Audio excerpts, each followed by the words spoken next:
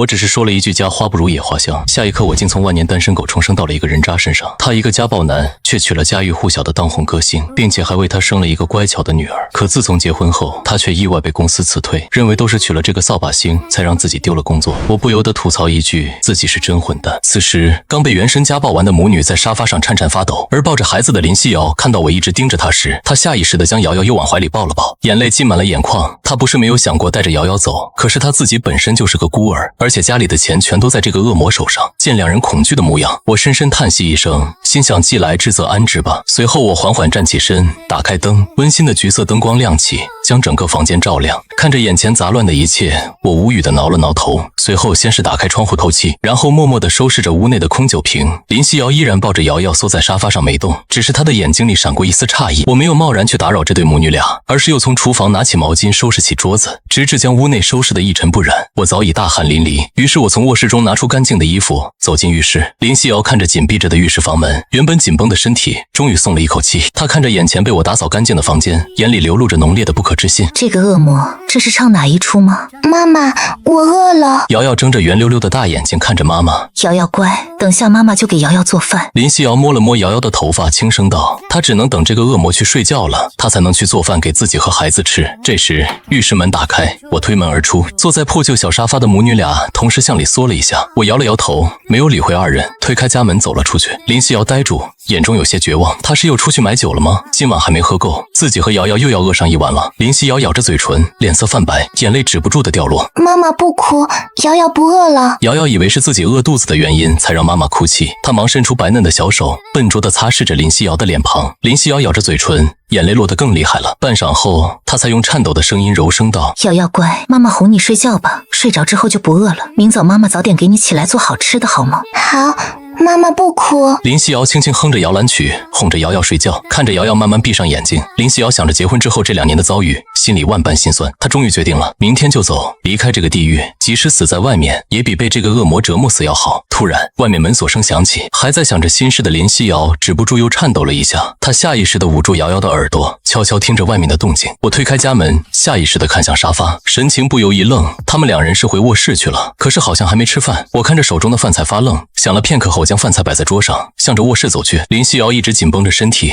她听到我的脚步声慢慢靠近卧室，心里祈祷着我不要进来。只是下一刻，敲门声猛然响起。我给你们买了饭菜，要是饿的话出来吃饭吧，我今晚去侧卧睡了。闻言，林夕瑶猛然睁开眼睛，然后她又听到我的脚步声渐渐走远，房间内顿时又安静下来，只有林夕瑶紧张的呼吸声回荡在卧室中。瑶瑶不知何时睁开了眼睛，她明显听到了我的声音，正好奇地盯着紧闭的房门。今天那个难闻的爸爸竟然没回房间睡觉，而且好像还说给自己买了饭菜。想到饭菜，她又饿了，她吞咽了一下口水，期待地看着自己的妈妈。林夕瑶低下头，看着女儿期待的眼神，还是鼓起勇气，踮着脚悄悄地走到卧室门前，打开门。餐桌上饭菜的香气也扑鼻而来，林夕瑶眼睛一下湿润了，她竟然真的给自己母女买了饭菜。面对这恶魔突如其来的好，林夕瑶感到的不是高兴，而是发自内心的恐惧。她为什么会这样？她还想从自己手里得到什么？瑶瑶光着脚，迈着小短腿也跑了过来，扒着门缝看向外面。随后她的眼睛陡然一亮，口水更是不自觉地流了下来，但是她也没有擅自行动，而是抬起头，大眼睛一眨不眨地看向自己的妈妈。林夕瑶无助地闭上双眼，深深吸了口气，然后嘴角扯出一抹微笑，将瑶瑶抱起。瑶瑶乖，我们小点声吃饭。瑶瑶慌忙地点了点小脑袋。房间里的我当然听到了外面的声音，又深深叹了口气。叹完气后，我便思索了起来。刚刚买了饭菜之后，我才发现这个家里现在竟然只剩下1800多的存款了，得搞钱了。片刻后，我突然坐直身子，眼睛发亮，心想自己怎么一时没转过弯来呢？这里可是平行世界啊！我心情激动，伸手拿起手机不断翻阅着。过了一会儿，我的脸上扬起笑容。这个世界果然如记忆中一样，文化传承与娱乐圈和自己那个世界完全不同。一些让我皱眉的口水歌都能占据上热歌榜单。我紧握着手机，脑海里快速思索着，原是一首经典歌曲慢慢在我的脑海里浮现。想着想着，我渐渐支撑不住，只能拖着疲惫的身体慢慢进入了梦乡。第二天早晨6点整，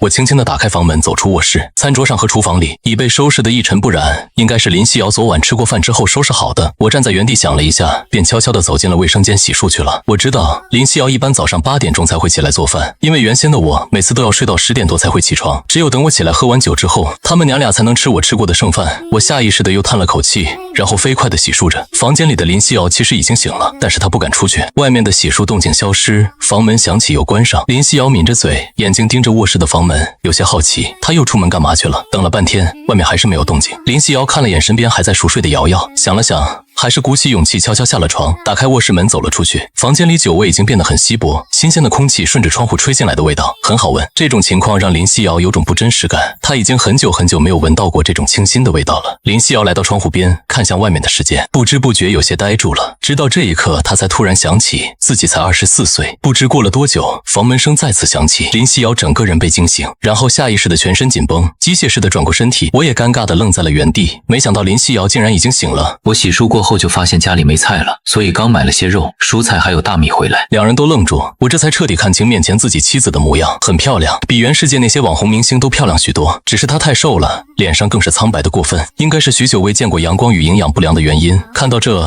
我心里是又痛又恨又尴尬，太畜生了，这么好看一媳妇儿竟然这么虐待，真是该死。那个，早啊，我先做饭去了。我率先打破了这份尴尬，拎着菜快速地走进了厨房。林夕瑶简直不敢相信自己的耳朵和眼睛，她竟然向自己问好了，而且她什么时候学会的做饭？林夕瑶默默地看着厨房里正在忙碌的背影，一种极大的委屈感袭上心头，她死死咬着嘴唇，眼眶渐渐湿润。这算什么？可怜自己，良心发现。妈妈，瑶瑶这时睡醒了，许是找不到妈妈，她光着脚丫子就跑了出来。刚出来，她的小鼻子就闻到了饭菜香味，转头瞪着大眼睛看向厨房。厨房里的我自然也看到了这个小家伙，便咧开嘴冲着他笑了笑，却不想瑶瑶害怕的往林夕瑶身后缩了缩。我无奈的摸了摸鼻子，不一会儿，饭菜就已做好。我看向还拘谨的站在远处的两人，洗漱一下，过来吃饭了。瑶瑶明明已经在吞咽着口水了，但她还是没有动。林夕瑶也是有些惊悚的看着眼前的这一幕。我本来有些期待，但是看到两人这防备的模样，心中的期待不由沉入了海底。我沉默了一下，又叹了口气，说道：“你们先吃。”说完，我走进了侧卧。林夕瑶没动，她看着侧卧的门被关上，又低头看了看女儿眼里的期望，心里也叹息一声。瑶瑶，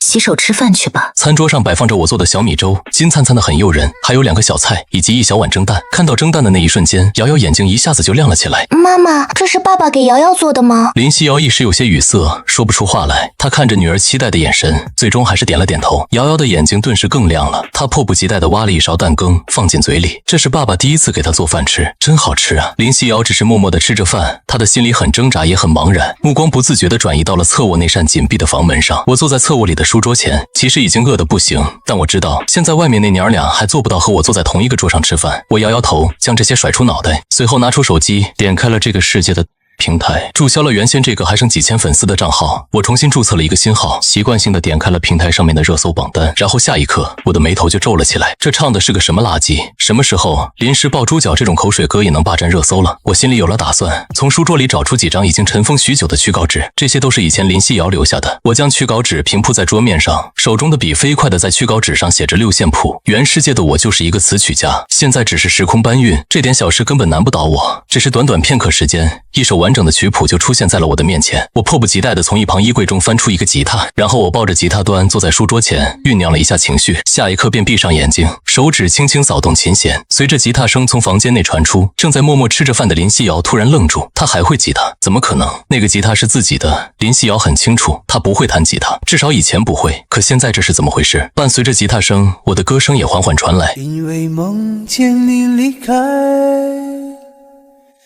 我从哭泣中醒来。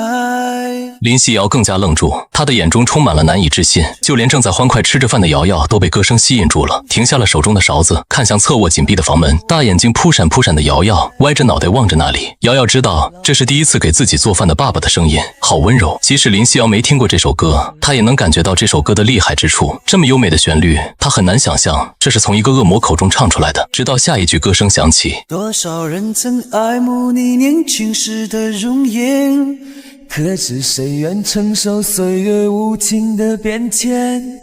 多少人曾在你生命中来了又还，可知一生有你，我都陪在你身边。听到这里，林夕瑶再也忍受不住，她的肩膀开始轻轻颤抖，眼泪更是一颗一颗的往下掉落。2年了，整整2年了，每天担惊受怕。她已经2年没有听过音乐，2年没有出过家门，每天面对的都是柴米油盐与满屋狼藉，还有一个慢慢变成恶魔的她。现在自己好不容易鼓起勇气想要逃走了，她唱这个是什么意思？她突然变了是什么意思？林夕瑶有些崩溃，她再一次迷茫了，对前路的害怕，以及对现在这人转变的害怕。她怕这是一场刹那的梦，歌声也在这一刻停止。瑶瑶也发现了妈妈的哭泣，她有些惊慌地爬到林夕瑶的腿上，伸出小手努力地擦拭着妈妈的眼泪。妈妈不哭不哭，瑶瑶给你呼呼。瑶瑶以为妈妈的身上又疼了，她一边帮林夕瑶擦着眼泪，一边扬起小脸，扒开林夕瑶的衣领吹着气。只见衣领下面，林夕瑶的后背上遍布着道道伤痕。我自然不知道外面母女俩因为我一首歌发生的事。此刻正打开账号，点击了录制视频，视频里我并没有露脸，而是只露出了鼻子以下的位置。我抱着吉他清了清嗓子，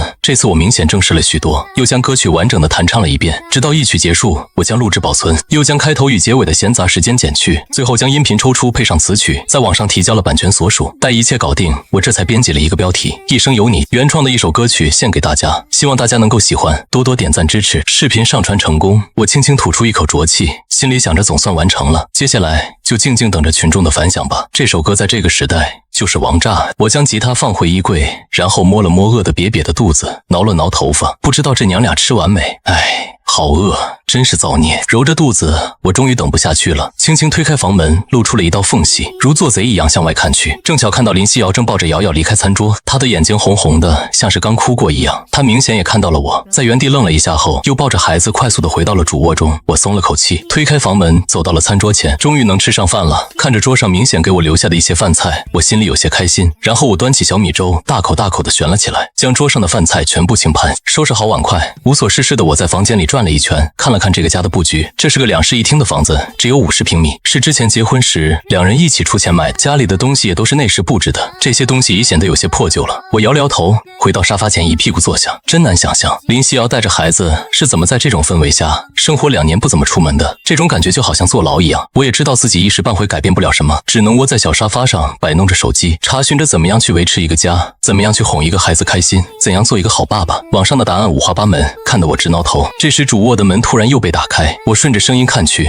就看到从那里探出一只小脑袋，瑶瑶歪着脑袋，瞪着和她妈妈一样的杏仁眼，正好奇地打量着我。这双亮晶晶的眼睛里满是懵懂与清澈，让我的心都要融化掉了。只是瑶瑶的小脸太瘦了，和她妈妈一样，要是再圆润一点，肯定会更好看。也是，之前这对母女俩一天只能吃剩饭，而且混了酒的菜，小家伙还不能吃，原主又不给这娘俩钱，他们只能饥一顿饱一顿的。看见瑶瑶，我脸上下意识的想要露出笑容，可是我的嘴角还没扯开，就看到瑶瑶被吓得连忙又关上了门，窜了回去。房间内也响起林夕瑶清脆的声音，她在哄孩子，笑容僵在脸上。我无辜的摸了摸鼻子，时间悄悄过去，直到中午，我放下手机站起身来，该做午饭了。也就在这时，卧室门被打开，面无表情的林夕瑶抱着一堆衣物从卧室中走了出来，她像是没看到站在沙发前的我一般，径直走向卫生间。我明显看到她出来时身体僵硬了一下，她这是要去洗衣服吗？我突然想起昨天我换洗下来的衣服还在洗衣机里没拿出来呢。想到这儿，我也快速地向着卫生间走去。林夕瑶心里很紧张，她没想到我竟然还在家里。往常这个时候我早出去和那些狐朋狗友们喝酒去了。她听到我的脚步声在往自己这里靠近，顿时心里更紧张了，身体微微颤抖。那个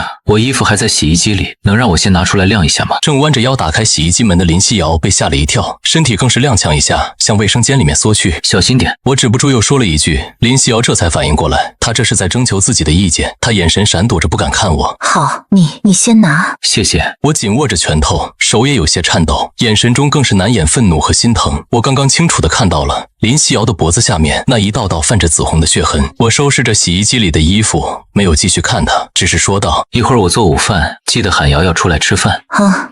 瑶瑶睡着了，等等，我会就喊她起床。林夕瑶又往里缩了一下，整个人显得异常慌乱。我知道自己在这只会给她压力，无奈地摸了摸自己的鼻子，拿起洗衣机里的衣服。我快速地来到了阳台上晾起，然后走进了厨房。卫生间内抱着衣服的林夕瑶还愣在原地，直到厨房里烟火升起，她才回过神来。她颤抖地将衣服放进洗衣机，目光却不自觉地往厨房飘去，心里想着他到底怎么了？林夕瑶下意识地摸了摸自己的鼻子，然后突然又愣住。他什么时候有的这个习惯？林夕瑶就这样待在洗衣机前，听着滚筒的转动声，心里异常复杂。直到衣服全部洗好，他拿出衣服走到阳台，开始晾起。那个男人都一直在厨房里热火朝天地忙碌着。瑶瑶没有等到林夕瑶叫他，他自己醒，依旧是光着小脚丫子推开门，两只小手还在不停揉着睡眼朦胧的大眼睛。下一刻，他看到厨房里忙碌的我时，一双漂亮的大眼睛里明显亮了一下，然后他便好奇地趴在厨房门框边，看着我的背影。林夕瑶晾好衣服，回过头来就看到了这一幕。小小的瑶瑶满脸期待，厨房里的我忙忙碌碌。林夕瑶精神一下子有些崩溃，她飞速转身背靠着墙，双手捂住脸，慢慢蹲下身体，眼泪无声地掉落下来。这是她很久很久以前做梦才会出现的场景。我依旧没有与他们娘俩同桌吃饭，将饭菜端到桌上后，便匆匆地走出了家门。听到房门声响起，林夕瑶胡乱地抹干脸上的泪痕，咬了咬嘴唇，站起身来抱住瑶瑶，来到了餐桌前。没人知道她现在的心情是何等复杂，就连她自己都不知道自己在想些什么。饭菜还是如早餐那般美味，小家伙早已美美吃上了蛋羹。可是娘俩的这顿平静的午饭很快就被开门声打破，他们下意识地抬起头，就看到我拎着一大袋东西推开门走了进来。瑶瑶身体往林夕瑶那儿凑了凑，手里挖着蒸蛋的小勺子还放在口中，她的一双大眼睛跟着我的动作而转动。我眼皮低脸，没敢去看这一对受惊的母女，只是走到沙发前，将手中的袋子放下，然后开口，声音有点闷闷的：我给你买了点药膏，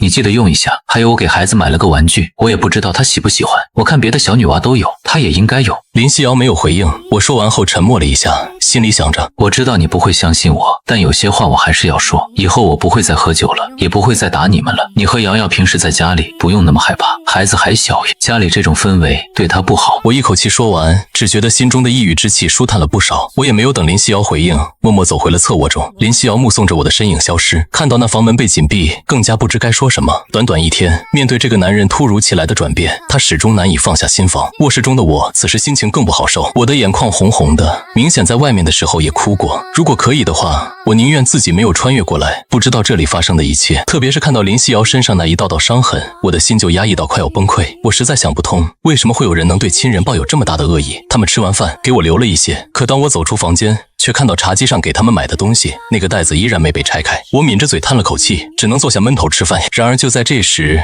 主卧的门竟然又开了，瑶瑶探出一颗小脑袋，正好奇地盯着我。我赶紧咧开嘴对她笑，这次他终于没有被吓跑。我心里微微一松，压抑的心被这软糯的小家伙治愈不少。于是我放下筷子，用尽毕生温柔轻声呼唤瑶瑶。我的声音吓得他身体轻轻一颤，但他没有缩回去，反而转头看了一眼卧室里。紧接着他像是受到了鼓励，再次看向我。一个稚嫩又软糯的童声从他口中传来，爸爸。听到这个声音，我浑身一震，眼睛瞬间就湿。这简直是我穿越以来听过最美的声音。可瑶瑶却歪着小脑袋，奇怪地看着又哭又笑的我。我重重点了下头，然后站起身，从袋子里拿出那个洋娃娃。我拿着娃娃对着她轻轻晃了晃，瑶瑶的大眼睛里似乎有些异动。她看了看娃娃，又扭头看了看卧室，好半天才终于磨磨蹭蹭地向我走来。我的心跳瞬间如擂鼓，生怕吓到这个好不容易靠近我的小家伙。他走到我身边，抬起小脸，用力吸了吸鼻子，下一秒他露出一抹开心的笑。爸爸身上也不臭臭了。我极尽温柔地问他，娃娃好不好看？他的小手动了动，想接又不敢，只是用乌黑的大眼睛紧紧看着我。我立刻看懂了他的动作，于是我缓缓蹲下，与他平视，把玩具轻轻放进他手里。瑶瑶终于接过了玩具，她的小手指在娃娃的裙子上一摸，眼睛立马完成了月牙。看着他欣喜的模样，我的内心五味杂陈。特别是当我近距离看到他消瘦的小脸和身上那件洗到泛白、明显小了好多的衣服时，我的心像被针扎一样疼。他才3岁啊！我死死咬住牙，飞速擦掉眼泪，挤出笑容，静静看他玩耍。这一刻，我的眼里再没有其他。而此时，主卧里的林夕瑶听到外面女儿银铃般的笑声，早已泪流满面。没过多久，瑶瑶玩困了，她紧紧抱着娃娃，看了眼还在傻笑的我，转身跑回了卧室。而我不知道的是，仅仅一个晚上，我那首一生有你已经在斗手上彻底杀疯。当天晚上10点，我的视频竟然杀上了斗手热搜榜第5。与此同时，斗手总部运营总监杨真的办公室房门被敲响，一个技术人员拿着平板，满头大汗地冲进来。杨总监，有特殊情况，一个视频只用2小时就冲上热搜第5了。杨真却不以为意，接过平板，慌什么？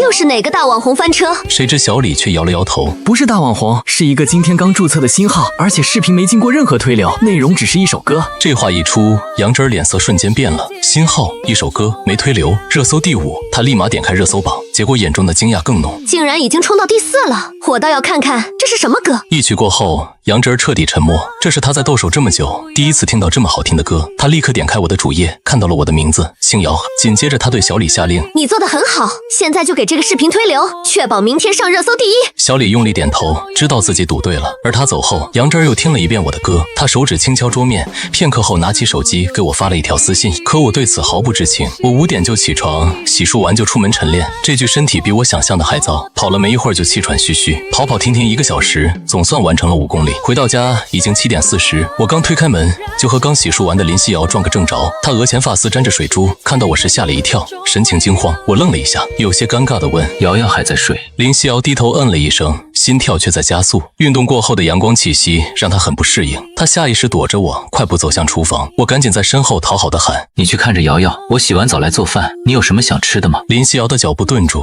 半晌后才传来带着颤音的回答：没有，你随便做吧，我去看孩子。说完，他逃一样钻进了卧室。我看着紧闭的房门，只能无奈地耸耸肩。洗完澡后，我饿得发慌，原身的酒瘾也开始发作，我只能一边做饭一边疯狂喝热水缓解。就在这时，瑶瑶起来了，她怀里抱着我送的洋娃娃，扒在厨房门框上看着我。我一转身就看到这个小家伙，立马露出姨母笑。瑶瑶早上想吃什么？爸爸给你做。瑶瑶歪着小脑袋想了半天，大眼睛弯起。蒸蛋，瑶瑶爱吃蒸蛋。好，那就蒸蛋。我宠溺地回答，伸出手想揉揉她的小脑袋，却又怕吓到她，悄悄缩了回去。不急，慢慢来。瑶瑶正在接纳我，这让我看到了希望，心情大好。此刻就连酒瘾和饥饿感都仿佛消失。我把早餐放上桌，照例回到自己的小卧室，让他们母女先吃。但这一次外面明显多了些笑语声。我躺在床上，拿起被我静音的手机，想看看视频的效果，谁知刚一解锁，我直接被震惊。卧槽，这是多少个通知？我咽了口口水，点开斗手主页，下一秒页面上的100多万的粉丝数差点亮瞎我的眼睛。我怀着激动的心继续点开视频，200多万点赞，近100万评论，我脸上的笑容再也止不住，这简直一举成名。而且评论区清一色好评，都在催我出新歌。紧接着就是见证收益的时刻，我点开后台钱包，映入眼帘的数字让我嘴都咧开，整整32万，在没有任何广告的情况下，只靠流量，一天就赚了32万，还是税后。我终于松了口气，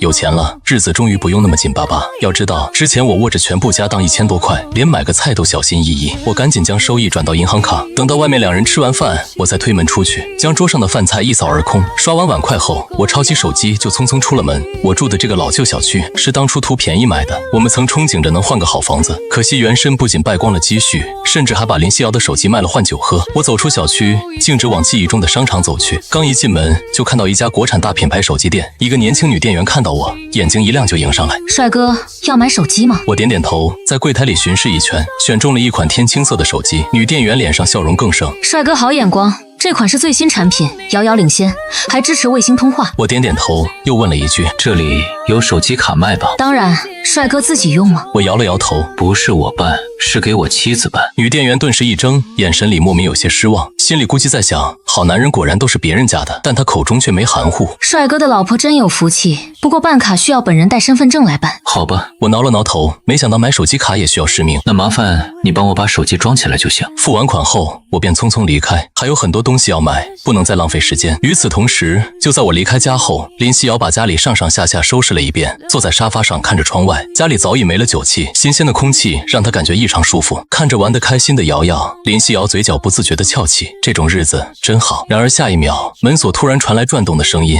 瞬间将她从沉思中惊醒。瑶瑶也飞快爬起来，抱着洋娃娃钻进林夕瑶的怀里，谁知外面竟传来嘈杂声，还夹杂着我熟悉的声音：慢点慢点，别刮到了，竖起来往里面搬。林夕瑶顿时有些慌乱，她快速抱起瑶瑶想回卧室，可目光却忍不住好奇地向门外看去。下一秒，我和一个陌生男人的身影出现在她视野里，我们正抬着一个奶油色云朵沙发往里走。我看到林夕瑶眼睛明显一亮，脸上带着喜色：那个，能帮我倒几杯热水吗？一会儿给师傅们歇歇脚。好，我这就去倒。长时间没和外人接触的林夕瑶有些不知所措，但还是抱着瑶瑶快步走进厨房。我脸上的笑容更浓，虽然满身大汗，却干劲十足。紧接着，我和师傅们将新沙发搬进屋，又把老旧的沙发搬了出去，然后是电视、冰箱，还有绿植。随着一件件新家具入场，家里瞬间变了个样，焕然一新。而那些淘汰的旧家具，最终被我用800块钱全部卖掉。林夕瑶看着，心里有些肉疼。那些家具虽然旧，但都还能用，800块实在太亏。但她现在更好奇的是，我哪来这么多钱？按她的计算，家里现在应该快揭不开锅了才对。送走师傅们，我拎着一个大袋子回到客厅，满意的打量着自己的劳动成果，这才像家的味道吗？我擦了擦汗，将袋子放在新茶几上，一屁股坐到松软的沙发上。厨房里的母女俩还傻站着，瑶瑶抱着妈妈的大腿，像个好奇宝宝，左瞅瞅右看看。看到小家伙这样，我眼睛都眯成了一道缝，突然感觉很有成就感。于是我从袋子里抱出一个大大的粉色玩具放在茶几上，眼睛却一直盯着瑶瑶。果然，瑶瑶的视线一下子被吸引过来，再也移不开目光。我伸出手向瑶瑶招了招，宠溺地看着她。瑶瑶，快过来，看爸爸给你买了什么。可瑶瑶并没有立即跑来，而是扬起小脸看了看妈妈，直到林夕瑶嘴唇动了动，没有说话，她才亦步亦趋地走了过来。我立刻拆开玩具的包装，是一个公主屋。公主屋里好乱，瑶瑶要和爸爸一起给小公主装饰她的家吗？瑶瑶的眼睛瞬间亮晶晶的，身子又往前凑了凑，一直凑到我的腿边。我温柔一笑，拿起小屋里的小公主，用娇滴滴的语气叹息：小公主还没打扮呢，爸爸不会，瑶瑶帮爸爸把小公主打扮得漂漂亮亮的，好不好呀？我一边说，一边将小公主递到她面前。瑶瑶眨巴着大眼睛，试探地抬起小手，直到触碰到我手中的小公主。我始终保持着微笑，将小公主放进她手里，还用我的大手握住了她的小手。温软的小手被我握住那刻，我唇角上扬，又拿起一条粉色长裙，给小公主穿衣服就拜托给瑶瑶了，瑶瑶教教爸爸好吗？瑶瑶感受着我手心的温暖，看了看小公主，又看了看委屈巴巴的我，突然笑了。爸爸好笨，瑶瑶来教爸爸。小家伙笑得小白牙都露了出来，靠在我腿上，动作笨拙地给小公主套上裙子。我也跟着笑了起来。我虚心接受着小家伙的教导，学习怎么给小公主穿衣服。这一刻，这个不大的房间突然变得无比明媚，而林夕瑶就倚在门框上，静静看着眼前这美好的一幕，眼眶渐渐湿润。可我们父女俩没玩多久，我抬头就看到发呆的林夕瑶，她身上那件洗得泛白的浅蓝色衬衫，此刻却异常刺眼。我猛然眯起眼睛，一个念头闪过，这竟然是亲子装，是瑶瑶2岁生日时林夕瑶背着我偷偷买的，结果却因为这件衣服她挨了打，手机也被卖掉。想起这一幕，我瞬间沉默。下一秒，我踉跄站起身，捂着嘴冲进卫生间疯狂呕吐。我现在才知道，当一个有良知的人以第一视角回顾这种行为时，会产生怎样恶心的愤怒感。这突如其来的变故把外面的母女俩吓得不轻。林夕瑶吓得一个哆嗦，快步冲到沙发前，一把将瑶瑶抱进怀里，瑶瑶则使劲往妈妈怀里钻，生怕那个呕吐完的爸爸会像以前一样突然冲出来打骂他们。半晌后，我狼狈地走出卫生间，双眼布满血丝，看着受惊的林夕瑶和瑶瑶，我心里更加难受，胃里也止不住的翻腾，但我还是强忍着不适，虚弱地开口：对不起，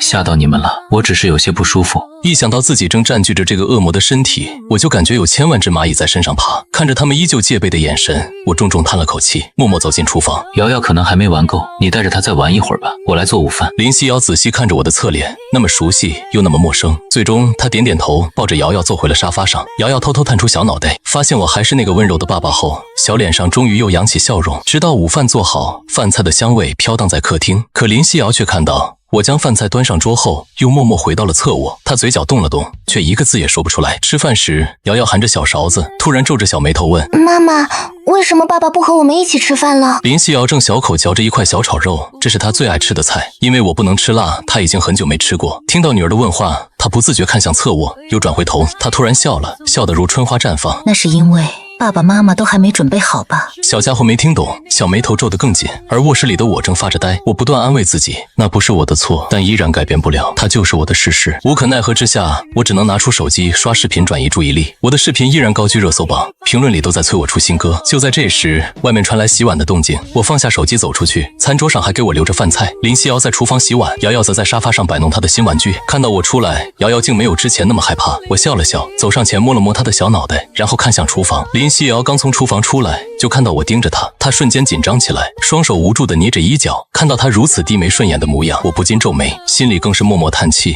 就是因为她这温柔内敛的性子，才会让以前那个恶魔那么有恃无恐地欺负她。想到这，我微皱的眉头瞬间松开。于是我从茶几上拿出刚买的手机放在桌上，看着林夕瑶，语气轻柔：我给你买了一部手机，你看看喜不喜欢？还有些事想跟你商量一下，你能坐过来吗？林夕瑶本来正低着头，听到我的话后，才猛然抬起头看向我。她首先对上的是我那双干净清澈的眼睛，紧接着她又看到了桌上那崭新的手机盒。林夕瑶踌躇了一下，片刻后才轻声嗯了一声，慢慢走到沙发前坐下。有什么事要商量吗？她的声音很轻，我得支棱起耳朵才能听清。可我没有回答，而是拿起桌上的手机盒，自顾自地拆开，拿出天青色的新手机。我简单设置了一下，直接递到林夕瑶的面前。这手机给你，手机卡需要你自己去办，我已经把我的号码存了进去，以后我要是不在家，有什么事可以给我打电话。我一边说着，一边又从口袋里掏出一沓钱放在她面前。这是我刚取的现金，下午没事带孩子出去转转吧，总是待在家里也不好，有什么想买的就买点，特别是衣服，我看你们俩的衣服都小了许多，还有办张银行卡吧，带着现金不安全。我碎碎叨叨着，一口气将心里的想法全都说出来。然而林夕瑶只是抬起头，紧紧盯着眼前的我，听着我的碎碎念叨，她的眼眶慢慢泛红。我见她迟迟没有拿过手机，只能无奈地摸了摸鼻子。是不喜欢这个手机吗？我看着颜色挺好，又是最新款才买的，如果不喜欢的话，可以再去买个喜欢的。谁知林夕瑶却摇摇头，又深深看了我一眼。不，我挺喜欢的，谢谢你。她的声音依然很轻，却带着哽咽和轻微的颤音。就在这时，我们两人眼神突然对视，我不自然地瞥向别处，心里却是松了口气。喜欢就好，不用谢。好了，我先吃饭去了。说完，我立刻站起身，快步走到餐桌前，大快朵颐起来。其实林夕瑶心里还疑惑着我哪来这么多钱，但她没问，她只是拿起桌上的新手机，仔细看着。一边的瑶瑶也凑了过来，好奇地看着妈妈手里的新东西。林夕瑶顺势摸了摸小家伙的脑袋，一大一小就这么盯着手机研究起来。吃完饭后，我出了一身汗，本想洗个澡，但这娘俩今天竟一直待在客厅里，搞得我很不好意思。最终我只能有些郁闷的又回到侧卧中，直到下午5点，外面的天终于不再那么炎热。只见沙发上的林夕瑶踌躇了一会儿，还是将桌上的钱拿起，紧接着她领着瑶瑶走出了家门。瑶瑶已经很久没有出门过了，她很喜欢出去外头玩，但之前妈妈从不带她出去，爸爸又不允许他们出去，所以这次出门她显得异常开心。小家伙一手拿着洋娃娃，一手牵着妈妈，一路蹦蹦跳跳，一双圆溜溜的大眼睛更是到处张望着。外面的一切对于她来说都是充满了新鲜感。只是林夕瑶有些拘谨，她行走的脚步不自觉地加快，看着路上来来往往的行人，她莫名有些自卑。特别是她与瑶瑶身上这身不合身的衣服，让她总感觉别人的目光总会不经意多看自己2眼。商场不远，她依稀记得穿过2条街就到了。这里与她记忆里的商场变化有些大，仅仅2年，这里好像装修得更加精致了。一进门，她就看到了一个手机店，里面有办手机卡的柜台。林夕瑶犹豫了一下，就领着孩子走了进去。店里的人挺多，店员们都显得忙忙碌碌的。好久没有与人交流的林夕瑶有些茫然地站在原地。好在有一个女店员发现了她与瑶瑶，主动走上前来，先摸了摸瑶瑶的脑袋，然后脸上挂着笑容说道：“小家伙真乖。美女是要买手机吗？”听到有人夸瑶瑶，林夕瑶脸上也扬起了笑容，她摇了摇头：“不是，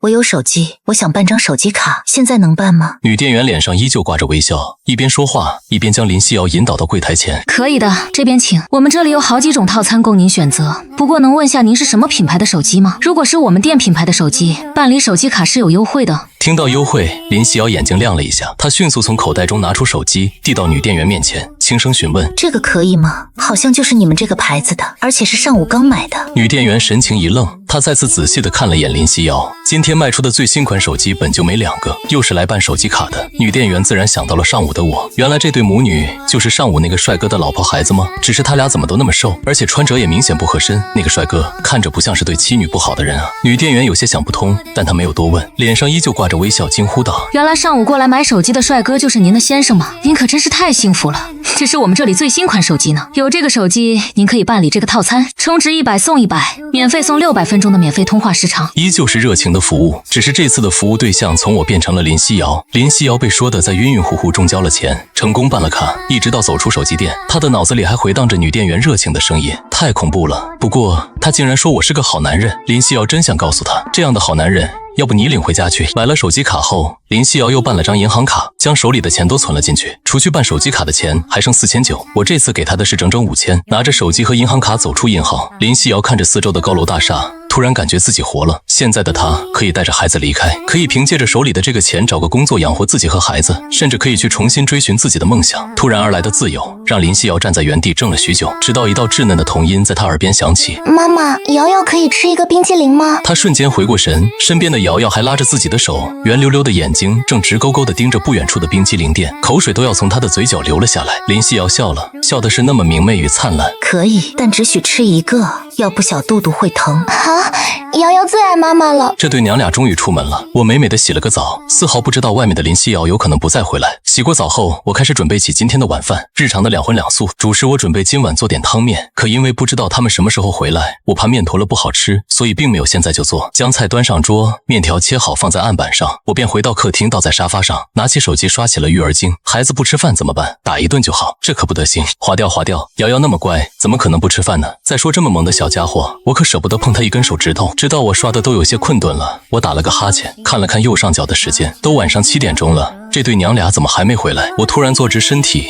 不会吧？这娘俩不会出什么事了吧？我有些紧张，忙站起身，穿上鞋子，准备出门去寻找他们娘俩。可我刚打开房门，却正巧碰到了从外面回来的他们。一阵香风从门口吹了进来，我彻底愣住。此刻的林夕瑶嘴里正哼着不知名的小调，步履轻松，嘴角翘起的幅度表明她现在的心情很不错。她的手里拿着几个手提袋，瑶瑶一只手牵着她的衣角，另一只手里拿着的依旧是我送的那个洋娃娃。最让我愣住的原因是，他们俩已经换上了合身的新衣服，两双灵动可爱的杏仁眼在看到我时明显也愣了一下。下一刻，瑶瑶就甜甜地靠了上来，叫了一声爸爸。明显今天出去玩了一圈并换上新衣服的瑶瑶心情极为愉快，这一声爸爸差点让我的魂都飞了，我连声音都带着颤音的应了一声，然后蹲下身子揉着瑶瑶的头发，一把抱过可爱的小家伙，率先走进了家门。爸爸今天给你做面条吃好吗？加2个鸡蛋那种。好，瑶瑶喜欢吃鸡蛋，瑶瑶最喜欢爸爸了。门外的林夕瑶在风中凌乱，小家伙刚刚还说最爱妈妈，转眼这就叛变了。瑶瑶并没有等多久，带着鸡蛋的面条很快就做好了。我将面条端到她的面前，刮了刮她的小鼻子，然后习惯性的转身往卧室走去。我刚刚转过身，却不想突然被小家伙拽住了自己的衣角。爸爸，能陪瑶瑶一起吃饭吗？软糯的声音再次响起，我回过头便对上瑶瑶期待的目光，有些犹豫，偷偷看了一眼坐在旁边的林夕瑶。林夕瑶没有说话，也没有看我，好像没有听到瑶瑶的话一般，自顾自地嗦着面前的面条。我有些无语，面前这种情况实在难搞，要杀要剐给个痛快话，这样不说话是几个意思？我只能尝试性地试探道：那我就留下来陪瑶瑶吃饭。爸爸坐瑶瑶身边。回答我的是瑶瑶开心地拍着另一边的椅子。我摸了摸鼻子，表情不自然地从厨房又端来一碗面条，坐在了瑶瑶的身边。妈妈坐在左手边，爸爸坐在右手边，中间的瑶瑶第一次被爸妈簇拥着，脸上的笑容就没断过，就连吃饭都格外卖力起来，直接将满满的一碗面条吃得干干净净。最后还是林夕瑶怕小家伙吃撑了，不准他再吃，小家伙这才罢休。只是饭后瑶瑶想让爸爸妈妈一起陪自己玩公主屋的愿望却落空了，最后只有我一个人陪着瑶瑶玩耍。而林夕瑶吃过晚饭后便独自回到了主卧，对此我也能理解，能让我上桌一起吃饭，林夕瑶肯定已经做了极大的心理斗争。我将自己带入到林夕瑶的立场想了想，如果是自己在遭受到以往的那种对待后，想让自己和仇人和睦相处，自己肯定做不到。不对，如果是自己，那原来的我肯定现在连尸体都找不到，直接剁碎了喂狗那种。一直陪着瑶瑶玩到晚上9点钟，瑶瑶已经困到不时点着小脑袋，但她依然不愿意去睡觉。这期间我也发现了一个很严重的问题，那就是瑶瑶如今已经3岁了，可是小家伙到现在都不会自己脱鞋子。要知道正常3岁的孩子都到了上幼儿园的年纪，对此我也知道这是之前不健全的家庭环境导致，不能急于一时，但我还是感到无比揪心。林夕瑶就是在这时从卧室走了出来，她没有说话，只是默默注视着沙发上的我与瑶瑶，眼神中的意思清晰明了。我秒懂，将瑶瑶从沙发上抱起，在她的小脸上亲了一口后，眼带笑意道：瑶瑶，该睡觉了，明天爸爸再陪你玩好吗？瑶瑶原本快要眯起的眼睛微微睁开，她看了看我的脸，又扭头看了看林夕瑶，然后小脑袋突然埋进爸爸的脖颈间。瑶瑶今晚想和爸爸睡。突如其来的话语让我有些不知所措，也让林夕瑶脸色微微泛黑，最怕空气突然安静。我面带无辜地看向林夕瑶，这可是小家伙自己的想法，真不是我撺掇的。林夕瑶暗暗攥紧拳头，这小白眼狼枉费自己照顾他这么久，这才2天就被敌人的糖衣炮弹腐蚀了，最终还是小家伙得逞了。林夕瑶简单给他洗漱一番，小家伙美滋滋地钻进了爸爸的被窝，瑶瑶像只树袋熊一样抱着我的脖子不愿松手，我也任由他这样抱着自己。这是我第一次哄娃睡觉，又想起网上的育儿经验，于是温柔地给瑶瑶讲着睡前故事。在很久很久以前，有一个美丽的国度，国王有2个非常可爱的女儿，其中一个女儿叫做艾莎。瑶瑶心里无比的满足，沉沉地睡了过去。翌日清晨，瑶瑶还在熟睡，我依旧早早起了床，轻手轻脚地推开卧室门，来到客厅，准备出去晨跑。下一刻，我像是不敢相信一样揉了揉自己的眼睛，客厅茶几上的药膏竟然不见了，我眼睛逐渐发亮，脸上更是扯出一抹会心的笑容。今天我是带着愉悦的心情出的家门，晨跑、洗澡加做饭，我总共花费2个多小时。做完早饭之后，今天还有一项任务，叫女儿起床。瑶瑶被我温柔的声音唤醒，她揉了揉惺忪的睡眼，在看到我的第一时间，可爱娇憨的笑容就逐渐在脸上绽放开来。小家伙伸出2只软嫩的双臂，一副要爸爸抱抱的姿态。我立刻伸出手，轻轻地将他抱起，为他将昨天刚买的新衣服穿上，这才抱出门去洗漱。我有在视频上学过怎么去照顾小孩子，可理论终归是理论，现在一实践起来，我才知道有多么的难。小家伙的身体太过娇嫩，我不敢用力，所以整个过程都显得笨手笨脚的，特别是给小家伙扎头发时，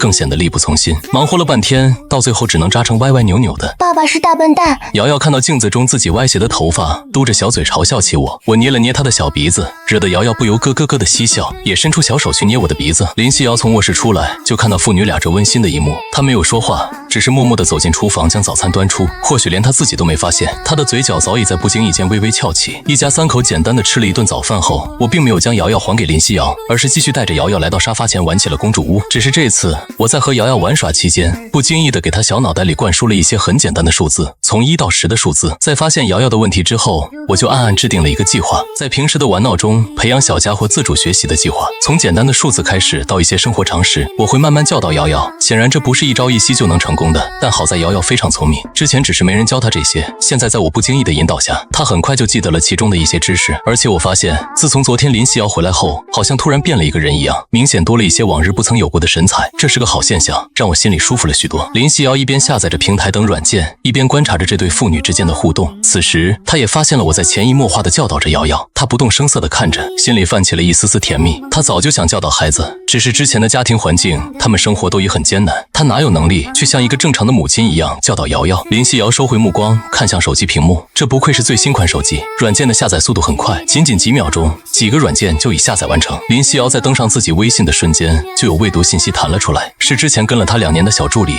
赵乐乐。她的微信总共就那几个人，除我以外，还有之前公司的几个。赵乐乐的信息从他结婚后一直到前2天，一直不间断的在发，大都是问他的近况，只是他一直没能回复。看着这一连串的信息，林夕瑶心里微暖，当即回了一句：“不好意思啊，乐乐，之前一直没能回你信息，我现在挺好的，不用担心。”信息发送后没2秒钟，对面的信息秒回了过来：“夕瑶姐，你终于活了，我还以为你结婚后就不愿意搭理我了呢。”夕瑶姐，你不知道，自从你消失后，公司里流言蜚语四起，特别是那个讨厌的江倩，这2年都嚣张的不行，逢人就说你的坏话，说你活该，真是气死人了。看到乐乐的信息，林夕瑶小嘴微微抿起。江倩说的没错，自己确实是活该。之前在公司时，自己一直压着江倩一头，退圈后江倩会这样，也是情理之中。乐乐，你最近怎么样？生活还好吗？林夕瑶没有回应乐乐的话，而是问起了他的近况。挺好的，夕瑶姐放心好了，我可是打不死的小强，只是我想夕瑶姐了。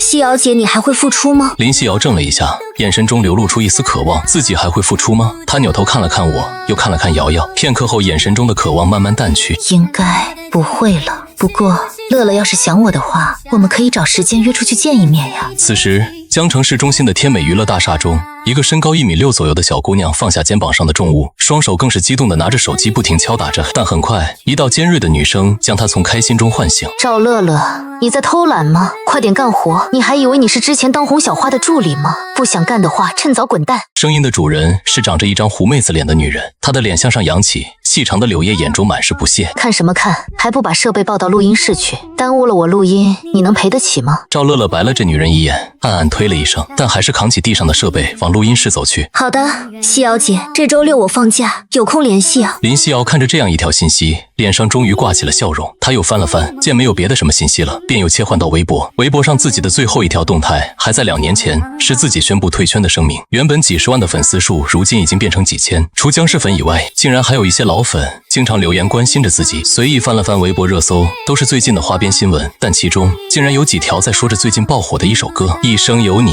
神仙歌曲。神秘歌手仅凭一个视频1夜粉丝破100万，星瑶他究竟是谁？深度解析，带你盘点最近的一首宝藏歌曲。林夕瑶挺好奇最近爆火的歌是什么样子，于是他循着标题点了进去，手机屏幕自动跳转到一个视频界面，熟悉的吉他旋律响起，客厅里陡然安静下来，只有歌声在3人耳边回荡。我尴尬地扭过头，瑶瑶大眼睛扑闪扑闪地扑到林夕瑶的怀里，看向手机屏幕。林夕瑶彻底愣住，这熟悉的歌声不就是前2天从房间里传出来的歌？原来那天我是在录视频，还是瑶瑶最先出声。她伸出小手指向手机屏幕，抬头看向林夕瑶，大眼睛满是好奇。是爸爸，爸爸在手机里。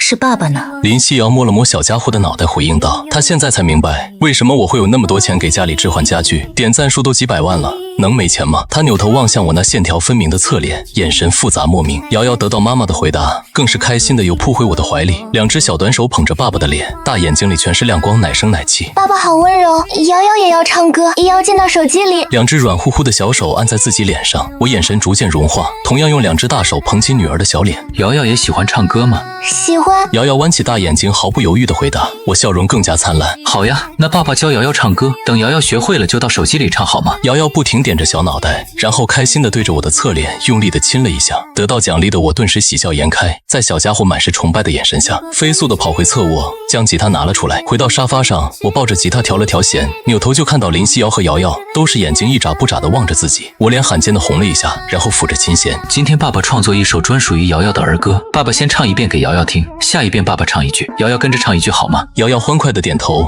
小脸上充满了期待。这首歌叫《勇气大爆发》，瑶瑶听好了。说完，我轻轻扫动琴弦，轻快的旋律随之在客厅里响起。瑶瑶的节奏感竟然出奇的好，她摇头晃脑的跟着旋律轻轻摆动着，我不由自主的也跟着小家伙摆动着身体。看着这对动作频率一致的父女，林夕瑶眼神渐渐软化，一抹笑容悄悄浮现在她的脸上，她竟然也加入了我们的节奏。一家人第一次全部沉浸在欢乐的海洋中，这一刻就连客厅都明媚起来。跟着歌声，瑶瑶握起小拳头，做了个冲压的超人手势。我这时也放下手中吉他，跟着小家伙一起做着手势，然后伸出手指，轻轻点在瑶瑶的翘鼻上。瑶瑶扑到我的怀里，两只小短手紧紧揽住我的脖子。爸爸，瑶瑶喜欢这样的爸爸，你不要变回以前那样了好吗？瑶瑶软糯的声音在耳边响着，我微张着嘴巴，眼中突然水雾弥漫，把瑶瑶紧紧抱在怀里，脸深深地埋在瑶瑶的衣服下。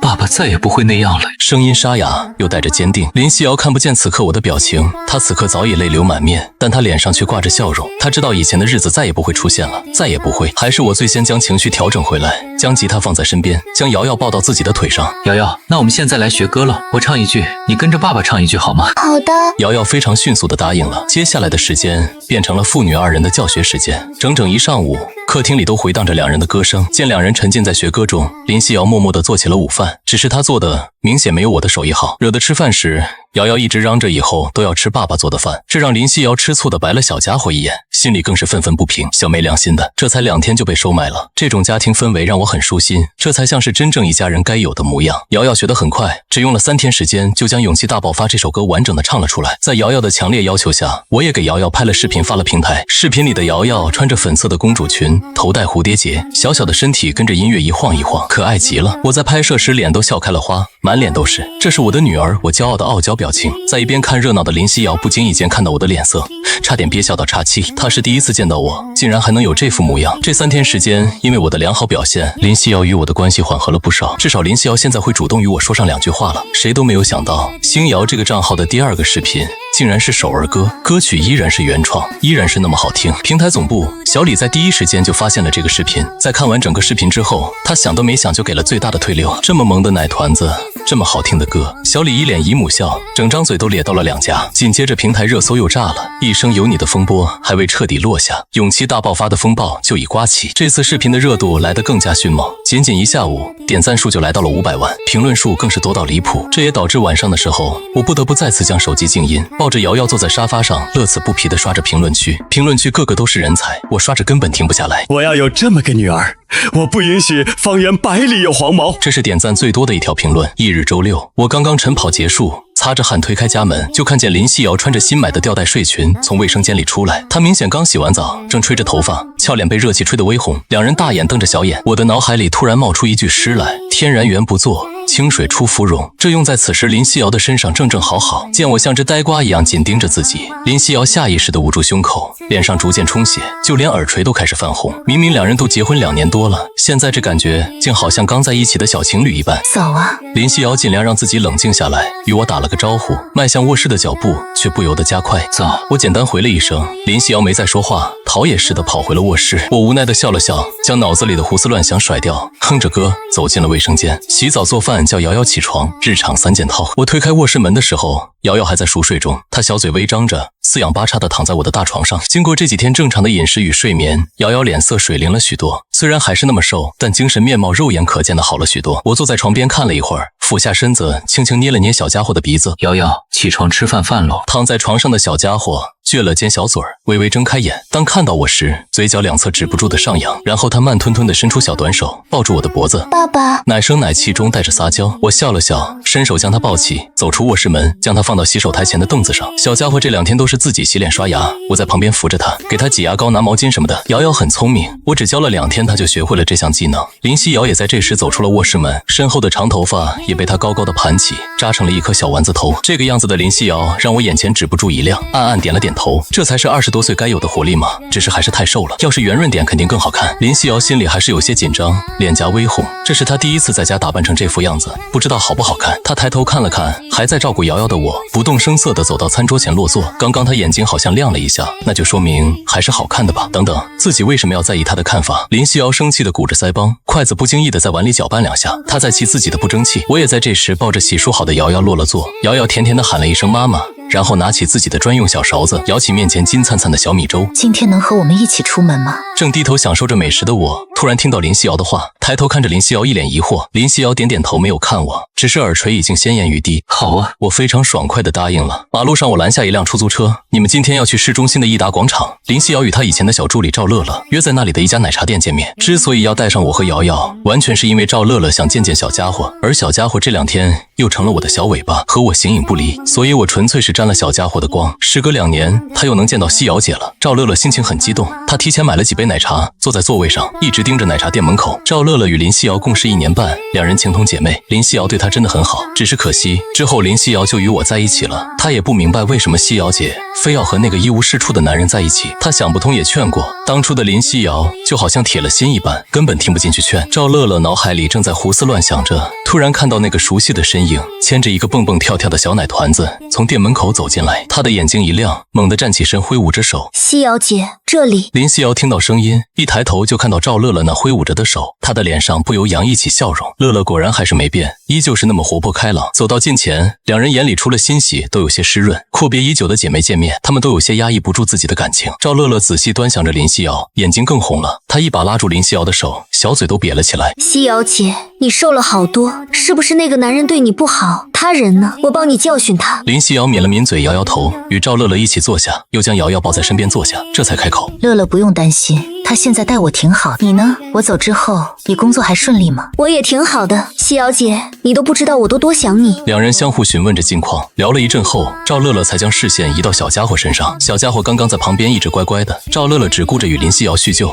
一直没仔细看他。现在仔细一看，眼睛立刻亮了起来，和夕瑶姐长得好像，简直是一个模子刻出来的，特别是那双灵动的大眼睛，一眼就能让人喜欢上这个小家伙。夕瑶姐，这就是瑶瑶吗？跟你好像，好可爱啊。赵乐乐一边说着，一边离开座位，蹲在小家伙前，伸出手摸了摸小家伙的小脸，然后他的眉头又微微皱起。小家伙与夕瑶姐一样，都是那么瘦。赵乐乐现在心里无比气愤，他敢肯定，那个一无是处的男人肯定对夕瑶姐与孩子不好。越想越气，他现在恨不得当面质问那个男人。于是他抬起头看向林夕瑶。夕瑶姐，不是说他也会来吗？人呢？林夕瑶也能感觉到赵乐乐对我的敌意，只是他不知道该怎么说，只能尴尬地笑了一下。瑶瑶想吃冰激凌，她去给孩子排队买冰激凌了。赵乐乐自然看到了林夕瑶脸上的神色，他心里顿时更气了。他的夕瑶姐本就是温柔清冷的性子，现在这份温柔清冷里又多了一些怯懦，他能感受得到。怕吓到孩子，赵乐乐只能冷哼一声，回到座位上，暗地里却咬牙切齿的想把我给弄死。夕瑶姐，赵乐乐刚想说话，却又突然顿住，眼神也逐渐犀利起来，看向奶茶店门口。林夕瑶一愣，脸上表情更加尴尬，他以为是我来了导致乐乐的敌视，刚想转身去看，一道略显尖细的声音从他背后响起。赵乐乐，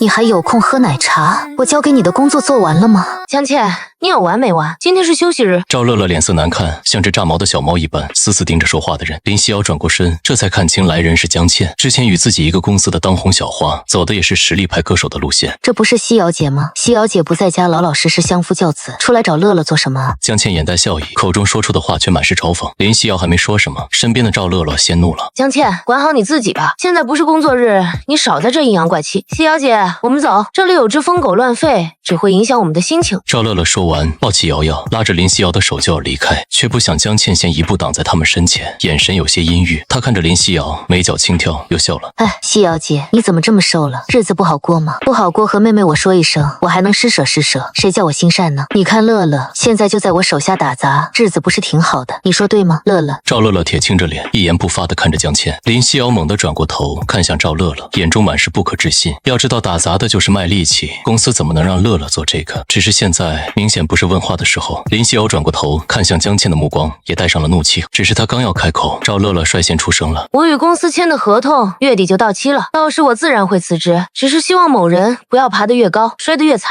如果西瑶姐复出的话，某人恐怕做梦都要吓醒。江倩闻言一愣，她确实对林夕瑶有些阴影，毕竟以前林夕瑶整整压了她1年半的时间，她在的那段时间谁认识自己呢？不过江倩很快就笑了，她带着藐视的眼神看着林夕瑶。复出，这是我听过最好笑的笑话。有公司敢签这样一个带着孩子的过气艺人吗？说起孩子，林夕瑶，你的孩子长得挺不错嘛，你可以考虑考虑，将他培养成新一代的当红小花。江倩说着话，满脸不屑，甚至她还忘乎所以的想要掐一掐瑶瑶的小脸。把你那脏手给我拿开，我保证你敢碰她一下，我让你哭都没地方去哭。我目光中带着狠厉，快步走到林夕瑶面前，将手中冰激凌递给他们3人，然后我面向江倩，将林夕瑶与瑶瑶挡在身后。江倩被吓了一跳，身体也不由自主地向后退了2步。看来我生气的样子压迫感很强，只是她定了定神，仔细看向我时，却突然笑了。原来是这个小白脸没用的废物，我倒是谁？原来是你啊！怎么，公共场合下你还想打人吗？我皱了皱眉，回头看向林夕瑶，眼神带着疑问，明显是在问她这个泼妇是哪儿来的。是以前公司的歌手，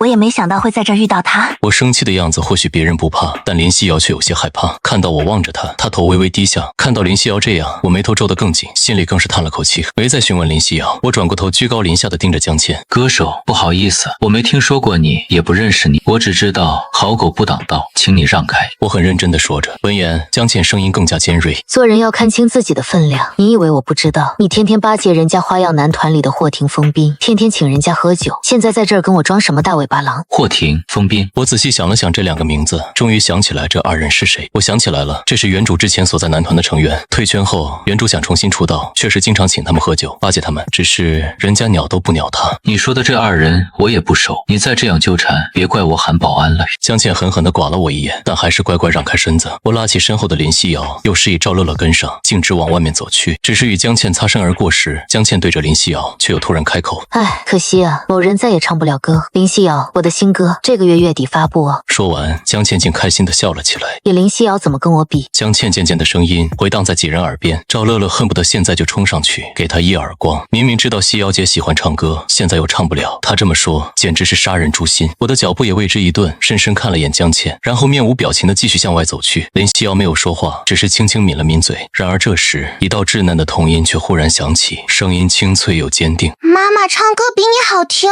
你是个坏阿姨。众人愕然，谁都没想到小家伙这时会为自己的妈妈发声。我只是愣了1秒，然后面带微笑的揉了揉小家伙的脑袋，心里暗道：厉害，果然是我的女儿。本来心里还有些气，瑶瑶一出生，我心里的气立刻就抛到了九霄云外。没有理会江倩的反应，我们几人就此离开这个是非之地。一行人来到一家餐厅，林夕瑶与赵乐乐2人聊着天。之前一直走在路上，有些事他心里担心，却没有问。现在终于坐下，四周没有外人，他拉着赵乐乐的手，终于问出了他一直想问的问题。乐乐，你怎么会给江倩打杂呢？还有云姐呢？她现在在做什么？云姐是林夕瑶之前的经纪人，年龄快40岁了，待她一直很好，如女儿一般。听到林夕瑶的问话，赵乐乐神色难掩低落。在你走后，云姐没过多久就被辞退了，她找了好久工作都没找到。后来她母亲更是生病住院，她需要一直在医院照顾她的母亲，就只找了一份保姆工作。林夕瑶没想到云姐现在竟然沦落到这种地步，她眼前有些恍惚，依稀能看到那时云姐做事时干脆利落的模样。2人都沉默下来，林夕瑶抿了抿嘴，她知道这一切都怪自己，若不是自己的任性，云姐不会这样。她为自己违抗过那么多次公司的命令，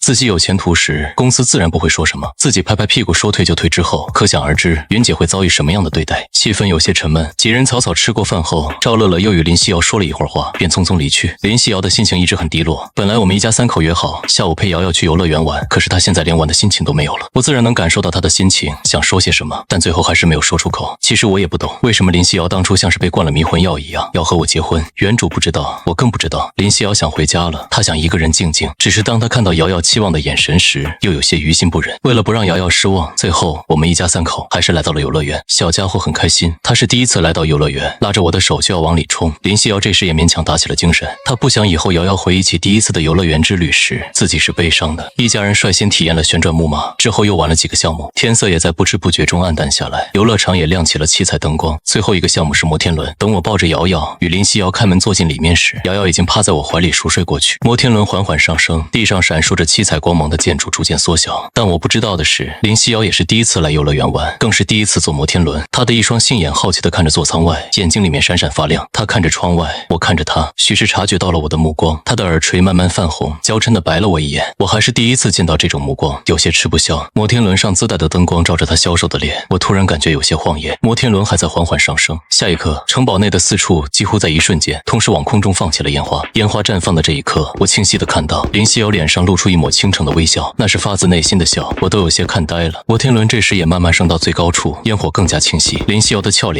也更加迷人。你不用再像之前那样害怕了。烟花声中，我的声音有些轻。林夕瑶没有听清，她转过脸来看着我，带着疑问。我没有看她，继续看着空中绚丽的花火，轻声说道：你太温柔了，这样不好，会被欺负。你不用再像以前那样害怕。我知道的，你想唱歌，我也知道你有很多事想要去做，放心去吧，瑶瑶有我照顾呢。林夕瑶没有回应，我转过脸来，就看到她脸上已是两行晶莹，她抿着嘴，眼睛一眨不眨地望着我，眼神中那浓烈的委屈与复杂，像是要将我淹没。我一下子就紧张了起来，不明白，好端端的，怎么突然就哭了呢？你是谁？林夕瑶一直紧紧盯着我，那双杏仁眼中已是水雾一片。清脆的声音不大，但落在我心间却是那么响亮。我默然，空气渐渐沉默，似乎连烟花的声音都消失了。好半天，我才朝她温柔地笑了笑，然后开口，声音突然有些沙哑：我是顾星逸。林夕瑶继续看着我，我的笑容让她感觉自己的心跳突然乱了，如小鹿乱撞一般。我的回答更是她想不到的。她看着我清澈到发亮的眼眸，眼泪突然落得更快。她抱着自己的双腿，将脑袋埋下，轻声抽泣，然后开口：对呀，你是顾心意，你不是他，还能是谁呢？我给你讲个俗套的故事吧。以前孤儿院里有个小女孩，她很胆小，但孤儿院里一直有个比她大1岁的哥哥保护她。有一天，她被一群男孩欺负了，那个哥哥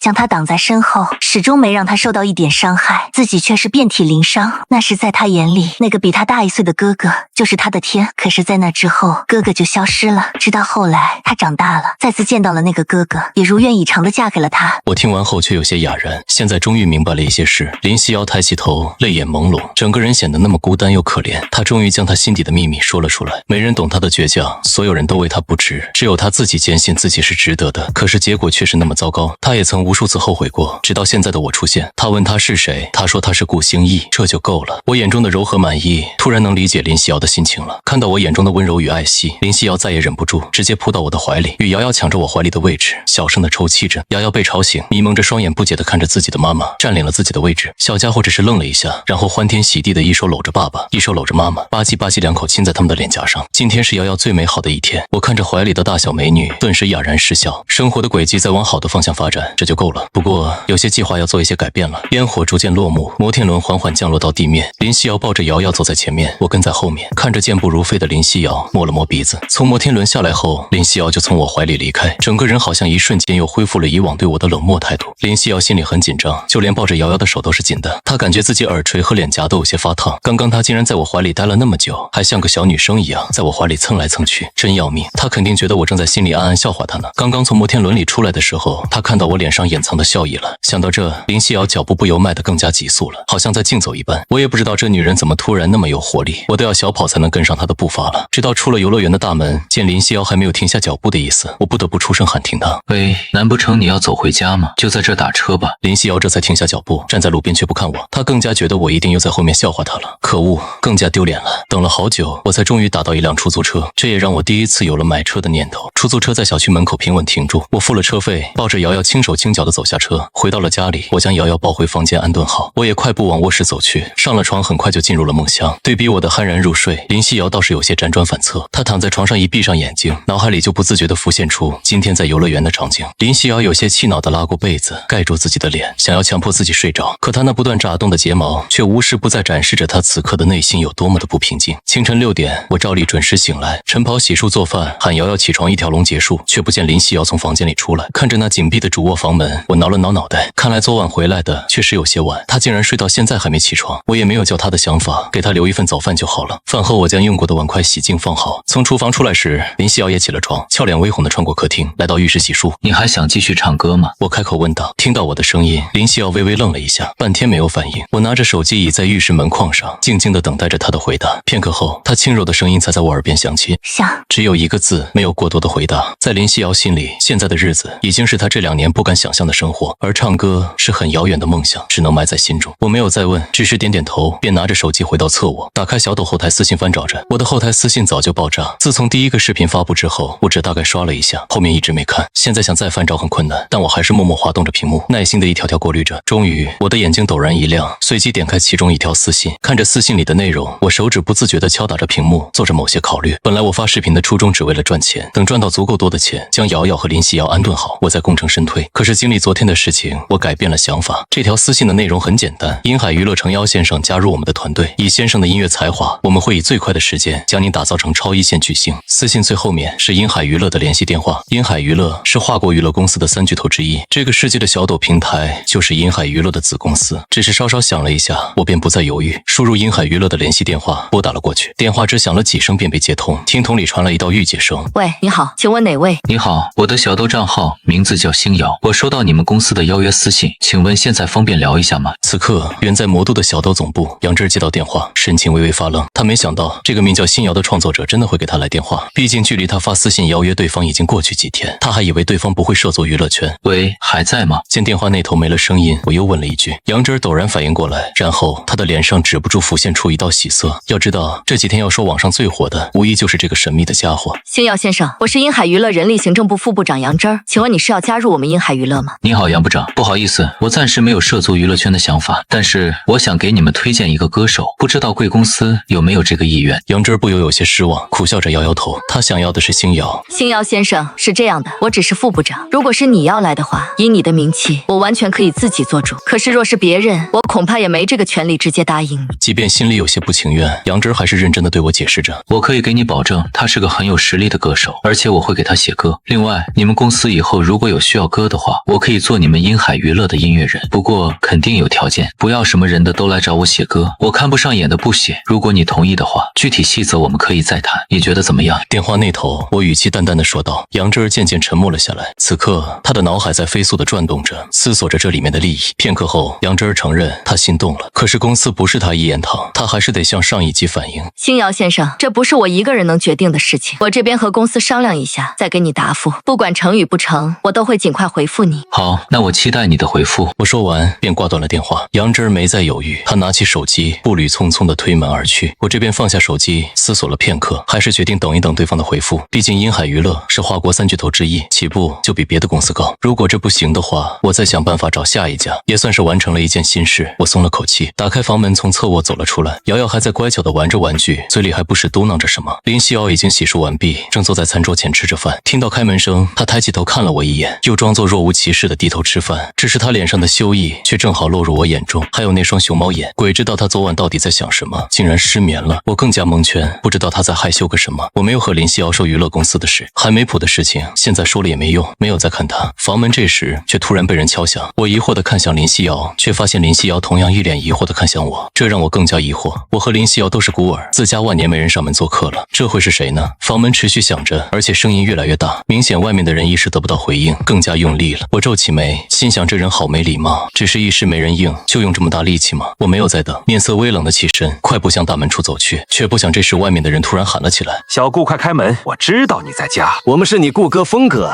你不是天天发信息请我们喝酒吗？听到这2个贱嗖嗖的声音，我的脸色彻底黑了下来。林夕瑶更是脸色一变，皱着眉面带厌恶地看向房门处。瑶瑶早已放下玩具，跑到了林夕瑶怀里，剧烈的敲门声将她吓到了。我转头时恰巧看到这一幕，脸色更黑，甚至带着厮杀气。妈的，我哄了这么多天才将我的小宝贝哄好，这俩竟然敢这样吓他，不可原谅。我打开门，映入眼帘的正是之前我所在男团的霍廷和冯斌，他们脸上带着揶揄的笑，想要越过我看向屋内，却不想屋内的视角被我挡得严严实实。小顾，怎么这么晚才开门啊？是不欢迎我俩呀？看到他们这嘴脸，我真的恨不得一拳塞他们脸上。以前组合在一起的时候，平日里这2人都一口一个顾哥叫着，都是因为原深是以前男团的颜值担当，当初就属原深最火，才会带动这个男团出道。我和林夕瑶谈恋爱时，他们还都无比羡慕，可后来2人退圈，变得默默无闻时，他们的嘴脸就变了，一口一个小顾，极尽嘲讽。这样的人，原深竟然还想着巴结他们，真够搞笑的。我又不是原深那个大傻子，自然不会给他们俩好脸色。你知道还问，这里不欢迎你俩，从哪儿来回哪儿去吧。右边的霍廷却舔着个脸上前一步。小顾今天心情不好，你之前不是一直想见我们吗？我们来了，你怎么这个态度？我知道了，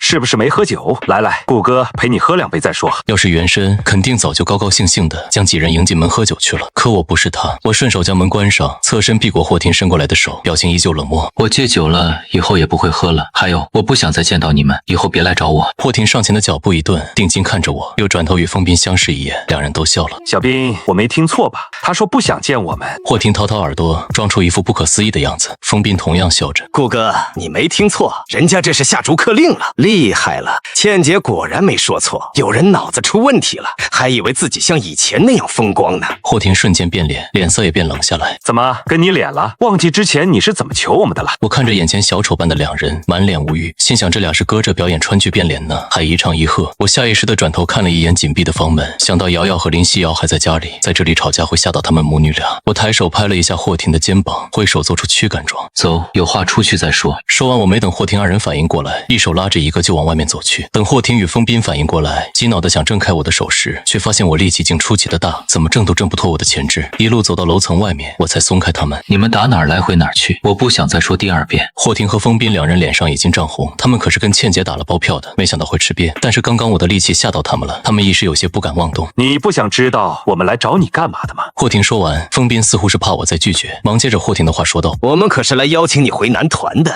你不是一直想回来吗？我斜眼看着他们，想听听他们憋着什么脏水。霍廷与风斌见我好像有些异动的样子，眼中都露出一丝得意之色。你不是一直想回来吗？还说是林夕瑶毁了你前程，现在我们可以帮助你回来，但是你要和林夕瑶离婚，怎么样？简单吧？我依旧斜眼看，心想这两人是当我是萨比吗？说完了吗？说完了滚吧。你不要给脸，不要脸。给脸不要的是你们。我一点不怂，直接回怼了过去。看着两人涨红脸，一副想动又不敢动的样子，我伸手主动拍了拍霍廷的肩头，将他吓了一哆嗦。我知道你们为什么来，回去告诉你主人，让他别来碰瓷林夕瑶，不然……我说完没再理这俩二货，转身往回走去，身后是他们看着我离开的背影。霍廷与风斌脸上青一块红一块，眼睛死死盯着我。风斌还有些不甘心，就这样让他走了？要不然呢？奇了怪，怎么好像突然变了一个人似的，力气那么大。回去吧，事情既然没办妥，只能以后再想想有什么别的招了。风斌泄气地嗯了一声，两人转身就走。我则是迈着轻快的脚步回到家。林夕瑶饭还没吃完，在餐桌前带着疑问的表情看着我。他们走了。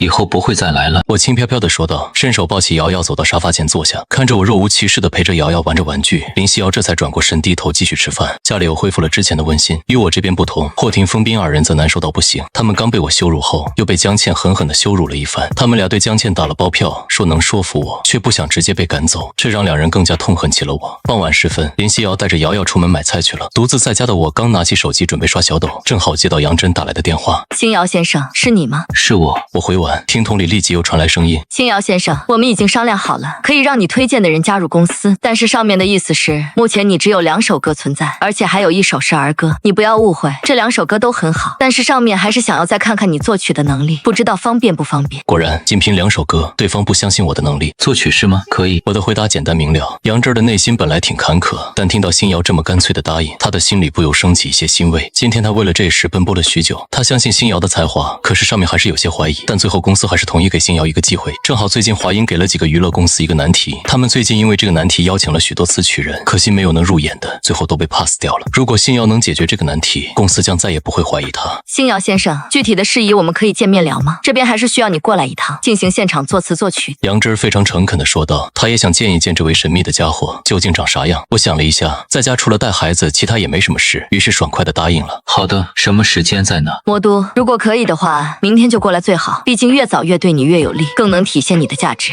好，那就明天下午吧。电话挂断后，我便订了明天上午10点的机票。不一会儿，我竟沉沉睡了过去。林夕瑶领着瑶瑶回来时，就看到熟睡着的我。瑶瑶走到沙发前，轻轻地依偎在我的怀里。梦中的我只觉得有只小猫一直在蹭自己的脸，我有些喘不过气，猛地惊醒。瑶瑶欢快的笑声回荡在我的耳边，我低下头，这才发现原来是自己的宝贝女儿，用温软的小手捏住了自己的鼻子。爸爸，吃饭了。我会心一笑，突然觉得这样的日子很不错。饭菜的香味这时也从餐厅飘了过来，让我感觉肚子有些发饿。林夕瑶的身影随之从厨房走出来，手上端着2碗米饭。她看了我一眼，轻声道：看你一直没醒，我就做了饭，色香味俱全，看得我都饿了。听到我的夸赞，林夕瑶有些羞涩，她点点头，又返回厨房端了1碗米饭上桌。一家人吃着饭，我往瑶瑶碗中加了1块小酥肉，转头看向林夕瑶说道：对了，我明天要出去一趟，暂时不知几天能回来。林夕瑶正喝着汤，突然然听到我的话，一下子被呛住，止不住咳嗽起来。我忙递上纸巾，面带担心。林夕瑶接过纸巾，背过身去擦着嘴。听到我突然要出去，她确实有些慌乱。她不知道该不该去问我要去哪儿。明明1周前还想逃的她，现在听说我要出门，竟然下意识的有些不愿，还是瑶瑶问了出来。爸爸要去哪呀？我揉了揉她的小脑袋，爸爸要去给妈妈找工作了。然后目光看向林夕瑶，不好意思啊，没有问你的意见就为你决定了。只是瑶瑶说你喜欢唱歌，我想你应该是喜欢的吧。之前事情还没做好，就没跟你说。现在别人公司约我过去谈一下，这次谈成了，你就可以光明正大的付出了，继续去唱歌。银海娱乐应该还是不错的。他让自己唱歌。林夕瑶下意识地看向我，我很认真。两人对视，林夕瑶杏仁眸子中突然弥漫上水雾，眼眶微微泛红，一双美眸突然温柔如水，这倒让我有些吃不消了，低头扒饭。林夕瑶没想到自己竟然真的有一天还能继续唱歌，而且还是这个男人主动为自己选择的。谢谢你，我喜欢唱歌，很喜欢很喜欢。林夕瑶轻声说着，声音越发坚定。她喜欢唱歌，而且她还想让乐乐和云姐更好，不再受欺负。自从和赵乐乐见面过后，她一直在担心着他们。不用谢，你喜欢这就够了。我抬头笑意温柔。翌日清晨，你们快回去吧，我估计最多就那么1、2天我就回来了，别担心。我叫停一辆去往机场的出租车，转身对着林夕瑶说道。林夕瑶点点头，眼中竟有不舍神色。明明之前她还恨不得逃离我，没想到短短几天时间，她会对我的离去而感到不舍。好好的出去2天，怎么搞得跟生死离别一样？我狠下心来不再看她，转身坐进出租车内。车子驶离，后视镜中的2道身影逐渐变小。我闭上双眸，心中说不出是什么滋味。3小时后，我刚下飞机就感受到了魔都的热情。对比江城来说，这里的人太多了。跟着汹涌的人潮，我艰难地挪动着身体，一直走到5号出口，才稍稍松口气。站在出口前，我看向外面举着牌子的大队人马，找着属于自己的名字。在来之前，我就与杨志约好时间，他会在出口这里接我。现场举牌子的人太多，好多都是粉丝接机，这让我找了许久，才终于看到一个穿着职业套装的高挑女子，她手里举的赫然是星瑶的牌子。我快步走上前去，对她挥了挥手。你好，你是杨部长吗？我是星瑶，现实名叫顾星逸，抱歉让你久等了。杨志看着眼前的人，眼中闪过一丝诧异之色，但他很好的掩饰了起来。知道我年轻，但没想到会如此年轻，像大学刚毕业的一样，而且长着一张完全符合成为明星的脸。杨真不免有些遗憾，要是能签约我，那该多好。你好，我是杨真儿，这里人太多，我车停在地下停车场，现在正到饭点，咱们先找个地方吃饭再详谈。好，我点点头，与杨真儿并肩往外面走去。杨真儿果然是久经职场的人，他一边走着一边找话题与我聊着天。他本以为我这种小年轻不怎么会聊天，可接触下来，却发现我竟然能跟上他的话题，侃侃而谈，一点都不像其他的小年轻一样腼腆，这让杨真儿不由又高看我一眼。果然优秀的人到哪都吃得开。我当然不知道杨真儿又对我高看了一眼，如果我要是知道，肯定很无语。毕竟我有这2世的记忆，加起来50多岁的人了，要是这点情商都没有，那自己可以直接找个绳子了。两人上了车，我看着窗外繁华的魔都，杨真儿不是给我介绍着当地的特色。只一会儿，两人就到了一家特色餐厅。等待上菜的时候，杨真儿才说起正事。我就叫你顾先生吧，不知道你这次推荐的是谁？素人还是职业歌手？不知道杨部长听说过林夕瑶没？以前是歌手，不过后来退圈了，现在算是复出吧。谈起正事，我神色也认真起来。杨真儿皱皱眉，他听过林夕瑶的歌，2年前的当红小花，唱功确实很好。不过他皱眉的原因是，当初林夕瑶是因为恋情曝光被迫退圈，而且恋爱的对象好像还是个毫无作为的小白脸，这就很不好处理。杨真儿思索了片刻，将额前的一缕秀发撇至耳后，这才定睛看向我。我知道他，不知道顾先生与他是什么关系？知道他以前为什么退圈吗？我看着杨真儿的眼睛，淡淡道：夫妻，她是我妻子。即便是久经沙场的杨真儿，在听到我的回答时，也不由瞠目。夫妻，他就是传说中的那个小白脸，开什么玩笑？难不成林夕瑶与那个离婚了，又找了一个？看到杨真儿的表情，我猜到了他在想些什么，不由苦笑道：你想的没错，我就是当初与他被曝光恋情一起退圈的那个。杨真儿突然不知道该说什么了，他听过林夕瑶，但不知道他和谁在一起了。像以前我这种靠脸吃饭的偶像男团，他自然不会关注。他现在都有些怀疑那2首歌是不是我写的了。我没有给他多想的时间，在看到他面带纠结时，继续说着：让他加入你们公司很难吗？如果真为难的话，我再想办法。而且我的要求不只是让他加入你们公司，我还希望他在你们公司要有最顶级的资源和自由，合同也不能卡。说到底还是利益问题。我相信有我的帮忙，银海娱乐会更上一层楼。我还是希望你们能慎重考虑。我一口气说完，端起水杯淡定地喝了一口水。杨真面色凝重，明显有些为难。他开口说道：说到底我们没有合作过，只凭你在小岛上发布的那2首歌，可没有这么大的价值。林夕瑶唱功我是认可的，可娱乐圈讲究的不只是唱功，我相信你也清楚，让他付出不难，但你要的顶级资源、合同自由，我们基本没有签过这种。这件事容我们再好好商量一下，这不是小事。杨真儿虽然没有明确拒绝，但话里话外都透露着这事基本不可能。你们可以商量，我在这也表达我的态度，不只是你们这次遇到的难题，以后你们需要歌，甚至是剧本，不管什么类型，只要你们开口，我都可以给你们。我还是很希望我们能够成功合作的。你们这次让我来，不就是想看看我的能力吗？我来了，何不在看过之后再做决定呢？我淡淡说道，一副胸有成竹的样子。杨真深深地看了我一眼，这么自信的人他还是第一次见。这就是传说中的小白脸，世人愚昧。最终杨真在吃过饭后匆匆离开了，他要去和公司商讨。临走时给了我一张房卡，等我消息。这是他临走时说的最后一句话。我来到酒店房间，简单洗漱了一下，便躺在床上思考着，如果殷海不行的话，我还会去其他公司；如果都不行，大不了我多赚点钱，自己累点开个公司，带着林夕瑶猥琐发育得了。我丝毫没有发现自己的想法不知不觉间改变了，从刚开始只想做个咸鱼，到现在为了林夕瑶去奔波。短短的相处，我越来越为他们着想了，更是不自觉融入了这个小家庭。杨真的电话是在下午3点时打来的，他已经到了楼下，表示我需要与他一起去殷海大厦一趟。我没再多说什么，直接下楼与杨真会合。殷海娱乐的公司位于魔都最繁华的区域，一整栋大厦全是殷海娱乐的产业。此刻殷海大厦18层，董事长杨丽、人力部部长张浩，还有其他几个殷海娱乐的经理都在。张浩的脸色很难看。董事长杨副部长的业务能力我没话说，但是这次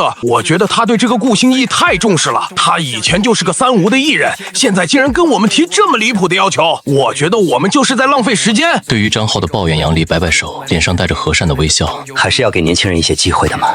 这次先看看他的才华，不行的话，我相信小女也不会多说什么。看着董事长一副和蔼的模样，张浩只能憋着气，心里却在不停腹诽着，还不是因为那是你女儿你就偏心吧？杨丽看到张浩这副受气包的模样，又笑了笑。他作为公司董事长，自然不会女儿说什么就是什么。实际上他也听过那2首歌，只能用完美来形容。不过他没必要向张浩解释什么。至于说那2首歌是不是人家本人所作，是骡子是马，拉出来溜溜就知道了。杨真带着我在这时到了会客厅，我从进门开始就看到不少这个世界上爆火的明星，他们每一个都是各自领域的佼佼者，果然是3巨头之一。这豪华程度看着就让人生出一种高大上的感觉。一进到会客厅，我就感觉在座所有人的目光都看向我，他们眼神里流露着各种神色。我很自然地落坐在客位上，一人对着一群，表情淡然。杨丽心里止不住升起一丝欣赏之意，这么年轻的小伙，面对这种阵势还能表现得这么大方，第一印象不错。好了，既然正主到了，那就开始吧。顾先生是吧？你的要求我们开会研讨了一下，林夕瑶签约可以，资源也可以按最顶级的给，但是合同不能自由，这个我们真给不了，没有这么签的，你应该能理解我的意思吧？我点点头，自然知道，理解。所以合同签多久呢？杨丽呵呵笑着直视着我。5年，我们以最顶级的资源培养他，并且他想发什么歌，参加什么活动，我们不限制。我眉头微皱，丝毫没畏惧他的目光，同样直视着他。5年太长，我相信我的能力，你们的资源加我的才华，1年之内他必是顶流，或许都不要1年，所以我最多能答应的是2年，余下1年给你公司带来足够多的利益，可以了。这2年林夕瑶的歌不需要你们操心，而且我可以免费帮你们殷海写歌，但数量有限。大话谁不会说？1年之内成顶流，你在做梦吗？我刚说完，就见坐在杨枝边上的一个秃顶男人嗤笑了一下，眼神轻蔑地看着我说道。我只瞥了一眼他，我没有理会，继续盯着杨丽。杨丽眯了眯眼，手指轻轻敲动桌面，脸上笑意越加明显。年轻人有自信是好事，2年也不是不可以，但这一切都要看你的实力。这次请你过来，一方面是谈合作，另一方面，最近华音下发了个全民活动，要求每个公司都要参与，但是只有1首歌能当选。我想拿下它，不知道你有没有这个实力呢？我微微点头，心想我来不就是为了这个活动吗？具体活动细则让杨副部长跟你交接吧。那我就等待你的好消息了。只要你的歌被认可，我这边可以马上签合同。杨丽轻轻笑着，做出了最后的决定。一切谈妥，我也放松下来，站起身与杨丽握了握手，便和杨真离开了会客厅。杨真有些唏嘘，他没想到父亲会答应这么离谱的条件。不过这次的活动确实很重要，官方下场举办的活动，届时获得当选歌曲的公司自然会获得官方的青睐，其中的好处不言而喻。杨真在看我时眼神有些复杂，他挺希望我能一鸣惊人的，这就代表着自己的眼光是对的。那时候公司的一些闲言碎语自然会不攻自破。看下吧，这是这次活动的细则，只有3天时间给你创作，希望你能如愿，我也希望我们能合作成功。杨真从抽屉中拿出一个文件袋，递到我面前说道。我打开文件袋，映入眼帘的是一个大大的标题：平凡的英雄。看到这几个大字，我的神色立马严肃起来，继续往下看去。办公室内很安静，只有我翻动文件的声音。我的表情是自穿越以来最严肃的一次。我翻过文件，下面有几张照片。第一张是一群医生护士们穿着防护服，第2张是3个消防员，他们身后是被扑灭的大火，第3张是几名只有背影的战士，看不到他们的脸，第4张是快要倒塌的教室，一名教师正抱着一个孩子递给外面的人，而他的身后已空无一人，他是最后一个。看完所有文件，我将文件一一整理好收起，深深吸了口气。杨真也在这时打破了办公室的这份安静。怎么样，你可以吗？你只有3天时间，3天后华音就要结束这次甄选了。我点点头，放心吧，交给我，3天内我肯定给你们给他们一个满意的答复。说完，我将文件收起，站起身来。那就这样，你给我准备一些去稿纸，我回酒店慢慢研究。好，我送你。杨枝也不磨蹭，他知道3天时间想创作出一首好歌来很难。晚上酒店中，我洗过澡来到书桌前，将去稿纸平铺在桌上，提起笔默默地思考着。我思考了许久，才决定下来，就它了，只要平凡。第2天，我简单吃过早饭，没有通知杨枝，独自一人打车来到殷海娱乐。杨枝还在办公室里忙着工作，突然看到我造访他，很是惊讶。你还有空来我这？只有3天时间啊，大哥，还不快去想歌去？写什么歌？写完了啊？我笑笑，在杨枝的满脸震惊下，将去稿纸递给他，先看一下，我觉得这首应该可以吧。杨枝像看怪物一样看着我，干练的御姐少见的情绪有些失控。开什么玩笑？一个晚上能写出什么好歌来？他不会随便糊弄过去吧？杨枝皱着眉接过去稿纸，他昨天还觉得这年轻人稳重优秀，今天对方就来打自己的脸了。他倒要看看他一个晚上写出来个什么。杨真将目光放到去稿纸上，看到歌名时他还一脸淡定，可接下来当他慢慢看完歌词时，整个人都惊呆了。这是什么神仙歌词？处处写着平凡，却处处透露着不平凡。通篇媒体一句英雄，却句句是英雄。这个歌词指点主题。随后杨枝又迫不及待地看向曲谱，片刻后他忽然抬起头看向我，眼中放光。这真是你一晚上写出来的？我摸了摸鼻子，不然呢？我可是熬了1晚才做出来的。怎么样，这首歌行吗？杨枝眼睛愈发璀璨，他紧紧盯着我。你真是太厉害了，我的选择果然没错。你能唱一下给我听听吗？我想听听唱出来的效果。我点头，闭上眼睛，稍稍酝酿一下情绪，这才轻声唱起。有一天也许会走远，也许还能再相见。一曲结束，杨真还沉浸在歌声中不可自拔，直至我轻轻咳嗽了2下，他才恍然回过神来，慌张地擦了擦脸上的泪痕。他的眼睛愈发璀璨，璀璨到我都不好意思再直视他，只好有些不确定地问：可以吧？太可以了，顾小友，真没想到你能给我们这么大的一个惊喜啊！办公室的门突然被推开，杨丽一边鼓着掌一边往里走着，脸上带着明显被惊喜到的神色，说着。他的身后跟着人力部部长张浩，此刻张浩明显带着满脸震惊，他都不敢相信，这才多久我就真做出歌来了，还是这么完美的一首歌。爸，你怎么不敲门就进来？看到来人，杨真神色有些慌张，他偷偷又擦了擦脸上的泪痕，面带不满地对着杨丽喊道。杨丽却丝毫没有悔改的意思，依旧笑呵呵的，只是看着自家宝贝女儿的眼神有些怪异。他都多久没有见过自家女儿这副小女人姿态了？我要不来，怎么能知道顾小友做了一首这么好的歌呢？我有些无语，这直接从顾先生变成顾小友了，心里不禁吐槽，果然是生意人，能给他带来利益的就是亲人。过奖了，杨董事长，您满意就好。我说道。非常满意，顾小友，现在歌有了，那么只要这首歌被华音选上，与林夕瑶的合同，我们便立马签署。现在我先跟顾小友签订一个合作协议吧，也省得顾小友担心不是？杨丽笑着点头，我终于松了口气，心里清楚这事算是8九不离10了。我们一行人就地签署了合作协议，只要歌被选上，那么我之前与银海娱乐所说的合作将会立马展开。签署完毕后，我对着杨丽告辞。杨董事长，既然事情定下，那小子就先行离开了。好，也希望我们日后合作愉快。我微微点头，拿着合作协议，转身往办公室门外走去。我送你吧。眼见我就要走，杨枝突然说道。我注意到他刚刚一直都有些不敢看我，似乎对自己之前像个迷妹一样的表现感到有些羞耻。这对一个御姐来说就很，只是现在我要走了，我从他的神情里似乎看到了一丝莫名的不舍。我记得你不是还有工作没做完吗？小顾就不是小孩子了，哪里需要你送来送去的？我刚转过头还未说话，对面的杨丽突然先说了起来。我见状，只好带着谢意对杨枝笑了笑。谢谢杨部长的好意了，我自己打车回去就好。说完，我转过身走出办公室，顺带将门轻轻关上，这才大步离开。而办公室内的杨枝此刻像只发怒的小猫，突然炸毛。爸，你什么意思？人家刚送来歌，你转脸就让人走，哪有你这样的？还在房间里的张浩看到这个场景，突然浑身发毛，咽了口口水，连忙说道：那个，我还有些工作没处理，我先告辞。没等杨丽说话，张浩一溜烟窜了出去，顺带将门关严，直到出门后他才擦了擦脑门上的细汗。杨丽看着女儿的样子也不发怒，只是有些语重心长。小儿啊，你也不小了，该找个对象了。顾小子是挺不错，但你可别忘了，人家是有老婆的，而且据我所知，他还有个女儿吧？杨枝突然沉默，片刻后才冷冷地说道：我当然知道，我送他只是因为他是我邀约过来，就这么简单。御姐又恢复了高冷，这气质连她父亲杨丽都有些发怵。行，你知道就好。我突然想起，我也还有工作要做。说完，杨丽拔腿就走，只是刚走出门去，突然又将脑袋探了进来。我说真的，乖女儿，你都26了，真该找个对象了。滚！好嘞，不催了，老子现在就滚。滚！刚回到酒店，我还没选好机票呢，杨真的电话却打了进来。喂，顾先生，真好不意思，我爸的语气不太好，我代他向你道歉。电话里杨真表达着歉意，语气有些冷，像是还在生某人的气一样。我有些惊讶，其实并没有把这件事放在心上，而且杨丽表达的已经很委婉了。作为资本大佬，他已经很给面子了。至于有没有卸磨杀驴的意思，见惯了资本市场形形色色的人，我对此早已了然。没事没事，我并没有觉得有什么不对，你不用放在心上。我回道。听到我这么说，杨真的语气也稍稍缓和了下来。你不在意就好。对了，你现在在回酒店的路上吗？我现在已经到酒店了，我准备收拾一下，订好机票就回江城去。电话那头却沉默了一下，紧接着杨真的声音又传了过来。是这样的，顾先生，你最好再等2天。如果你的歌词被选上，估计华音那边还需要你的协助，毕竟词曲都是你做的。毕竟我对这首歌的理解最深。听到杨真的话，我打算回家的算盘落空，心里顿时空落落的。好吧，我知道了，那我就再待几天。谢谢你通知我。与杨真的电话挂断，我遗憾地放下手机，转头看向窗外飞逝而过的风景。我有些想家里的小家伙了，想到瑶瑶，连我自己都没发现，脸上莫名扬起了笑意，仿佛心有灵犀一般。林夕瑶的电话这时就打了进来，我接起电话，电话那头立马传来瑶瑶的声音：喂，是爸爸吗？是小家伙。即便看不见瑶瑶的样子，但我脸上依旧升起姨母般的笑容，回应道：是爸爸呀。瑶瑶这是想爸爸了吗？想爸爸，妈妈问你啥时候回来。此时的家里，瑶瑶双手捧着手机，窝在林夕瑶怀里，甜甜地说道。林夕瑶俏脸立即爬上红晕，无奈地白了小家伙一眼。明明是他吵着要打电话给爸爸，怎么现在扯上自己了？自己可没有问过这话。那你跟妈妈说，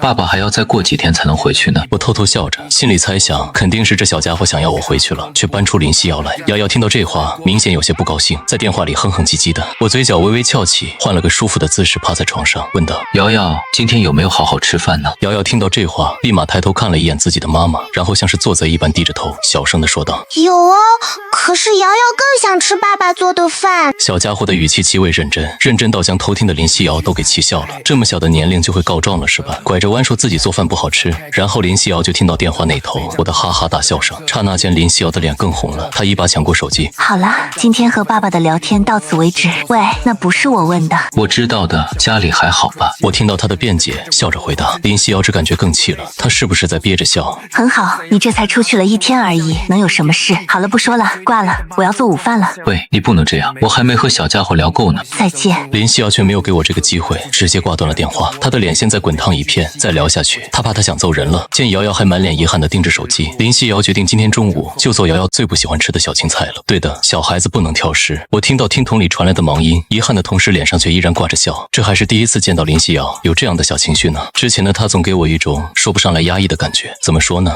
我将之称之为缺少独自灵魂的人。而现在这种情况正慢慢好转，她在变回她自己，这就很好。等待的时间是漫长的，再过几天便将迎来8月。我在魔都已经过了2天，这期间我与杨真儿通过几次电话，我们2人的关系也不再那么生疏，至少现在杨真儿不会再一口一个先生叫着，让我听着就很别扭。我这2天依旧早起晨跑，一切好像都风平浪静。华音那边的消息还没传来，只能慢慢等着。第3天傍晚时，我却接到了一个陌生又熟悉的电话。喂，是老顾吗？我是陈深啊。陈深。闻言我飞速地梳理了一下原主的记忆，这是原主以前上大学时的死党了。疯子吗？好久不见啊。想到原主记忆里陈深的人品和性格，我微笑着开口，有一个真心的朋友，貌似也挺不错的。老顾啊，你小子结婚后什么情况？电话也不接，信息也不回，是瞧不上兄弟我了吗？电话那头陈深的责备声传来，只是里面隐隐带着的关心语气，让我止不住心里发暖。只怪原主结婚后总想巴结着霍廷和封斌2人，连这个最好的兄弟都没时间搭理了。之前是我不好，你大人不计小人过，饶过我这次，以后见面请你吃饭给你赔罪行不？我赔罪说道，心里则又将原主暗暗骂了一顿，是人是鬼都分不清的玩意，太丢我顾心意的脸了。你说的啊，那我们下次见面聊，拜拜。说完陈深便挂了电话。我刚挂电话，杨真就打来了电话，我的歌被华音选中了。据杨真说，那边的人只是一眼就在万千投稿中选中了这首歌。杨真语气很激动，他给我打电话时人已到了酒店楼下，他说华音那边准备拍摄一个 MV， 需要我这个词曲人去现场指导一下。我下了楼，杨真看到我时捋了捋额前的碎发，双眸有些发亮。我摸摸鼻子，自动忽略了杨真的眼神。走吧，时间不早了，早点干早点散，还能赶上午饭。我二话不说就钻进了后座。前面那么大的副驾驶坐不下你，华音那边负责拍摄 MV 的导演打电话来，可是一直夸你。怎么样，对 MV 和主唱歌手你有想法吗？可别去了那里掉链子了。杨真明显比比较担心我年轻，没经历过这种阵势。放心，我有数。我脸上丝毫看不出紧张。杨志从后视镜看了我一眼，发现我确实没什么紧张感，才没再说这事。2小时后，车子停在一栋大厦门前停车场，我们2人一同并肩走进大厦。应该是杨真事先与别人约好的。我们刚进入大厦，立马有一众人迎了上来。林爷爷，你怎么亲自下来了？这要让我爸知道，他还不得骂死我啊！杨真快步走上前去，拉着为首老人的手撒娇道：“这个举动将我吓了一跳。御姐撒娇，神仙也顶不住。”为首的老人脸上绽放出笑容，满脸宠溺。林丫头，你少来这套，你爸还敢骂你，你不揍他，他就该烧高香了。林爷爷，御姐罕见的脸红了一下，娇嗔道：“好了好了，说正事吧。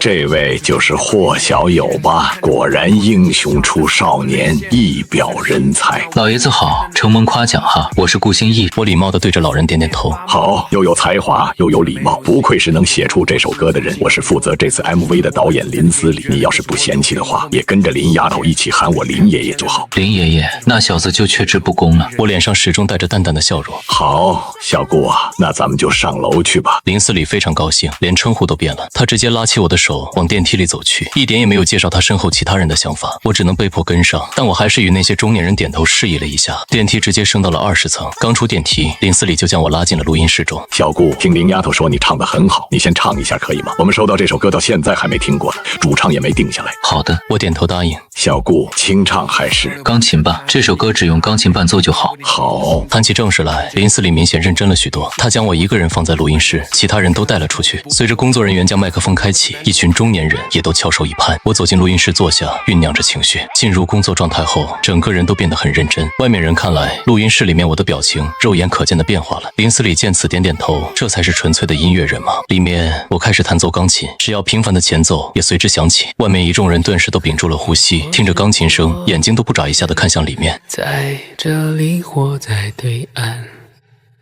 长途辗转离合悲欢，人聚又人散。一曲结束，我深吸一口气，平复了一下情绪，才站起身走出录音室。外面的一群人还在怔怔地看着我。下一刻，所有人都情不自禁地为我鼓起了掌。林思礼更是激动上前握住我的手，眼神火热。小顾啊，就是这个感觉。我觉得主唱不需要换人了，就你上吧。我有预感，这首歌会在网上刮起一阵关注平凡英雄的风暴，这正是我们想要看到的效果。那些平时默默奉献的英雄们值得。听到老爷子这么夸奖，即便是久经沙场的我也禁不住脸红了一下，但我还是摇摇头，一脸诚恳地对着林思礼说道：“林爷爷，我就不当这个主唱了，我有一个更好的想法，要不您听听。”林思礼皱眉，还有比这首歌词曲人更好的主唱？见林思礼明显有些不愿意，我也不再卖关子，飞快地将自己想法说出。是这样的，林爷爷，我觉得这首歌更适合孩子们来唱。一方面，孩子们的声音更加清脆空灵；另一方面，有祖国的花朵们来歌唱无名的英雄们，更能深入人心。听到我的解释，林思礼不由瞪大了双眼。妈呀，这人是鬼才吧？他怎么没想到呢？孩子们本身就自带让人亲切的属性，由他们来唱，再配合自己拍摄的那些素材，绝对能深入人心。绝了，果然不愧是自己看中的年轻人。这下林思礼的眼神更加热切，就连他身后的那些中年人都好似突然醍醐灌顶一般，皆不可置信地看向我。他们在万千素材中选出了这些素材配合这首歌的时长，可他们就是确定不下来主唱。没想到我一句话就解决了。小顾，你真是个奇才，有没有兴趣来我们华音工作？你放心，在华音肯定不会埋没你的才华。看得出来，林思礼是起了爱才之心，他想把我拉到自己身边，觉得我这样的人才放在外面太浪费了。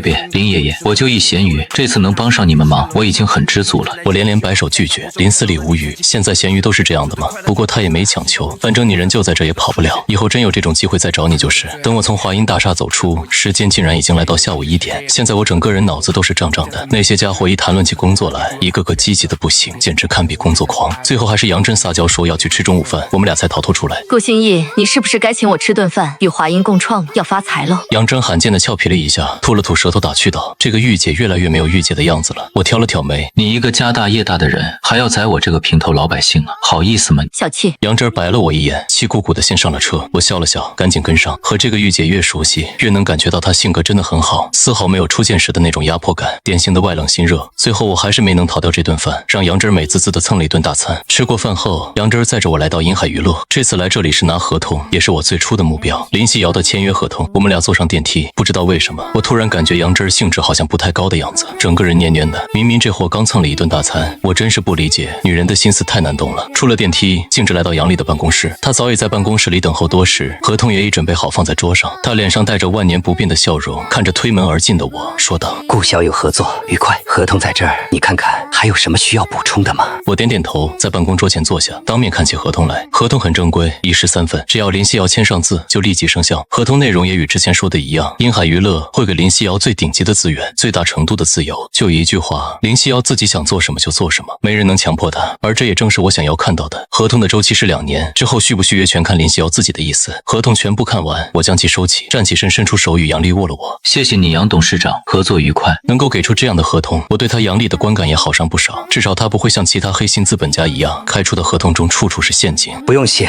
我看中你的才华，你看中我们公司的资源，互惠互利罢了。还有你曾经许诺为我们公司写歌，这我就不单独给你立一份合同了。我相信顾小友的人品。杨丽也站起身，与我握着手说道：“我自然不会推辞，但同样说明了自己的观点。放心吧，不过前提我可说好了，我只写主打歌，而且为谁写歌全凭我自己的意愿，不要什么阿猫阿狗都来找我写歌，没空。有脾气，还有才华来支撑这份脾气。”杨丽对我的观感越来越好，只是她看到一边女儿的样子时，心里又偷偷叹了口气。可惜了，年纪轻轻的结婚这么早干嘛？以顾小友的才华，不是公司顶流歌手缺歌，我也不会向你邀约。毕竟我也知道，日后以你的名气写出的必是精品，一般人没那个资格。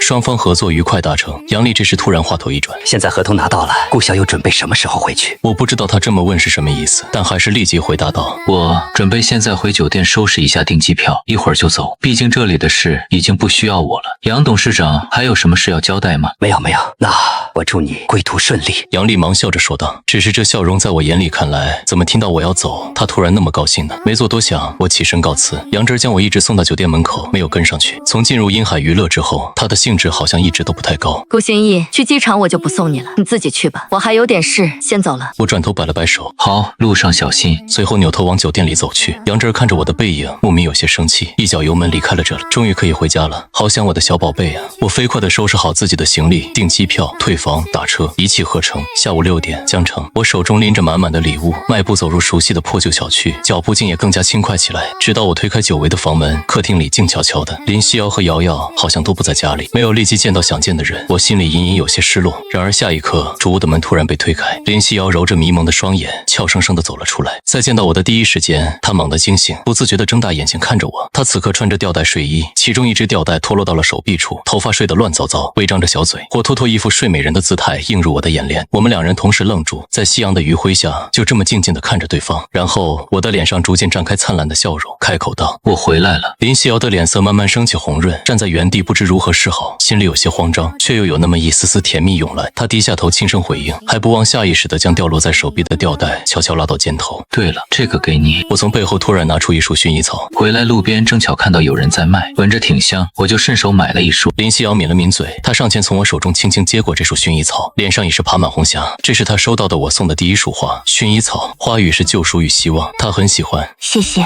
林夕瑶鼓起勇气抬起头，直视着我的眼睛，睫毛轻轻眨动。你吃过饭了吗？我倏然一笑，没呢，你们肯定也没吃吧？我来做晚饭，你去叫瑶瑶起床。林夕瑶的本意是想自己做，我在外面刚回来，肯定累了一天，可看到我眼中的坚持，又想到我做饭确实比自己好吃的太多，最终还是点点头。我去叫瑶瑶，她知道你回来了，肯定很高兴，这2天一直在问我呢。林夕瑶说着转身回到主卧，这次她并没有将门关上，而是就这么敞开着。我往里面望了望，瑶瑶四仰八叉的仰躺在床上，睡得正香。林夕瑶轻手轻脚的将她抱起，她都没有反应，直到林夕瑶将小家伙抱到我面前，亲了亲她的小脸，在她耳边轻轻说了一句：“瑶瑶醒醒啊，爸爸回来了。”瑶瑶忽然有了动作，她慢慢睁开那双可爱的杏眼，迷茫的环视一圈，然后小家伙的眼中突然有神，两只小短手对着我伸出挥舞着。是爸爸呀，爸爸抱抱，瑶瑶好想你啊。小家伙如同树袋熊一般，被我抱住后就搂着我的脖子不愿松手，一直挂在上面。就连我到厨房做饭，他都不愿撒手下来。最后还是林夕瑶板着脸，外加用我新买的玩具诱惑，才终于将小家伙给摘下来放到沙发上。瑶瑶一边玩着玩具，大眼睛还不时望向厨房，生怕我的身影再次消失似的。忙活了一会儿，饭菜上桌，一家人其乐融融地坐在了餐桌前。林夕瑶低头看去，瑶瑶早已拿着她的小筷子大口吸溜起来，一个面条瞬间就被她吸溜下肚，同时他的一双眼睛也早变成了月牙。这种吃法像是林夕瑶饿了他几天一样，让林夕瑶又生气又无奈，技不如人，甘拜下风，还能怎么说呢？这也让林夕瑶加快了吃饭的速度。不知道为什么，他们娘俩在家时好像就没这个胃口。我一回来，他们整个人莫名就放松了下来。林夕瑶一边吃着一边胡思乱想着，想想就可怕。以前他们恨不得远离这个男人，短短时间下来，竟然被我潜移默化的腐蚀了。餐桌上只剩下吸溜的声音，直至林夕瑶吃完，才发现我和瑶瑶不知何时早就吃完，两人竟同步的对他行着注目礼。林夕瑶俏脸不由又是一红，忙擦擦嘴，站起身来掩饰尴尬，又将桌上碗筷收起。我去洗碗，你多陪陪瑶瑶。他将我面前的碗也叠了起来，拿起往厨房走去。看着林夕瑶像阵风一般飘到厨房，我摇摇头，这次真的没想跟他抢，他慌什么？爸爸，快来和瑶瑶一起搭积木。瑶瑶从凳子上跳下来，拉着我的手往沙发前走去。在我的帮忙下，瑶瑶一边搭着积木拼出小房子的形状，一边奶声奶气的笑着。我故意在这时问起了家中的近况，小家伙更是知无不言。特别在说到林夕瑶时，小家伙更是将妈妈卖了个彻底。妈妈也会想，爸爸，我看到了，妈妈经常会看爸爸唱歌的视频，偷偷笑。我偷偷捂嘴笑，真不是有意询问这个的。关键是瑶瑶说的还很大声，丝毫没有发现林夕瑶已经从厨房杀了出来。此刻林夕瑶俏脸红得像个熟透的苹果，眼睛里却满是寒意，居高临下的盯着这个卖妈求爸欢心的小叛徒。瑶瑶发现爸爸突然不说话了，疑惑地抬起头，就看到妈妈的一张大红脸。她呀的一声躲到我的怀中，嘴里一直念叨：看不见，妈妈看不见。林夕瑶不由气笑，伸出手拍了拍小家伙露在我手臂外面的屁股，眼睛却盯着我偷笑的脸，解释道：你别听瑶瑶乱说，我才没有。就有，妈妈骗人，不是好孩子。瑶瑶小脸深埋在我的怀里，闷声闷气地喊道。林夕瑶眼瞅着要炸毛，我立马举双手投降，将小家伙彻底露了出来。没有，我相信你。识时务者为俊杰，只是瑶瑶可惨了，立马被林夕瑶捞了过去，蹂躏起来。小家伙大眼睛中星光闪闪，伸手看向远处正襟危坐的我，完全没想到我转脸就把自己卖给了妈妈。我眼观鼻，鼻关心，为了能让林夕瑶顺心，为了这个家的繁荣昌盛，只能让我的小宝贝委屈一下了。一家人在一起玩闹了一会儿，瑶瑶最终委屈巴巴的一个人承受了所有，独自在那搭着积木。我揉了揉她的小脑袋瓜子，这才站起身来，从行李箱中拿出一个纸质的档案袋，放到林夕瑶的面前。圆满完成任务，你看下，这是鹰海娱乐的合同。林夕瑶看了看神情认真的我，睫毛微微眨动，示意着她内心的不平静。我在外面仅几天时间，就真的为自己拿回了一份合同。林夕瑶低下头，拿起档案袋拆开，翻看着里面的合同，一直看到最后，她的手开始微微颤抖。这是她做梦都不敢有的合同，顶级的待遇，完美的自由程度。就算她之前一直没有退圈，继续唱歌到现在，她都不会有这样一份合同。林夕瑶不知道我怎么做到的，就几天时间，我经历了什么，付出了多少，才能换来这样一份让人想都不敢想的签约合同。林夕瑶抬起头，怔怔地看向我，眼中噙着泪光，抿着小嘴，就这样与我对视着。我脸上依旧挂着温柔的笑，仿佛这一切都是那么云淡风轻。半晌后，林夕瑶才轻轻地开口：顾心意，其实我不唱歌也行的。声音虽小，但却没有任何犹豫，非常坚定。我这才微微皱眉不解，明明她喜欢唱歌，想要唱歌，现在这是什么意思？有些莫名其妙，我搞不懂这女人脑子里到底在想些什么。为什么？你不是一直想要唱歌吗？现在机会有了，怎么还退缩了？我语气加重了一点，这还是我来到这里第一次跟她这样说话。当了一辈子单身狗的我，自然不会理解。林夕瑶此时心里乱糟糟的，她突然觉得就这样过下去也挺好，真去唱歌了。她害怕之后会有变化，害怕生活再也不会像现在这样。林夕瑶小嘴又轻轻抿了一下，直直地看着我，泪珠一颗颗滑落。过了片刻，她才悠悠说道：我害怕以后会出现不好的变化。这是林夕瑶第一次直截了当地对我说出自己心中的害怕。我愣了一下，然后微皱的眉头瞬间舒展，突然笑了，笑得很温暖。我拿起纸巾，抬手轻轻擦了擦林夕瑶滑落在脸上的泪痕。林夕瑶，你当我是什么人啊？我很认真的告诉你，你放心的去吧，不管发生什么事，这一切都不会有变化的。毕竟我可是做好了当全职奶爸的准备。林夕瑶完全没想到我会这么说，还直接上手给自己擦干了眼泪。太久没有遭遇过这种亲昵程度的林夕瑶顿时羞涩地低下了头，原本微红的脸瞬间通红一片，连之前的乱糟糟的心思都没空想了。我还以为她还在害怕这些乱七八糟的事情，现在已经知道了，知道林夕瑶应该是害怕做出改变，毕竟在家太久没有出去过的人总会有这种心理。于是我又开口说道：我说真的，瑶瑶就交给我就好，我会将她照顾好的。而且你也看了，你那合同自由程度很高的，想回来随时可以回来，不用担心家里，在外面照顾好自己就行。我说着，林夕瑶却压根一句话也没听进去，她脑袋里还是刚刚我轻抚过自己脸的那个场景。沙发上的瑶瑶早就开始偷偷看着爸爸妈妈的互动了，她明显看到妈妈低着头的脸上，嘴角都已经微微翘起了，而爸爸还在那一直唠叨个没完。小小的她不知道发生了什么，只知道妈妈现在应该是开心的，而爸爸还在担心妈妈。于是他扑到我腿上，仰着脸，眨着大眼睛，突发奇想地说道：爸爸，瑶瑶今晚要和爸爸妈妈一起睡。这句话一出，我瞬间石化。林夕瑶更是抬头，眼神错愕地看向小家伙，一颗心扑通扑通的快要跳出了心口。好不好吗，爸爸？见我没答应，瑶瑶开启了撒娇大法，在我腿上打起了滚。我咽了口口水，转头看向就连脖子都已通红一片的林夕瑶，眼神闪躲。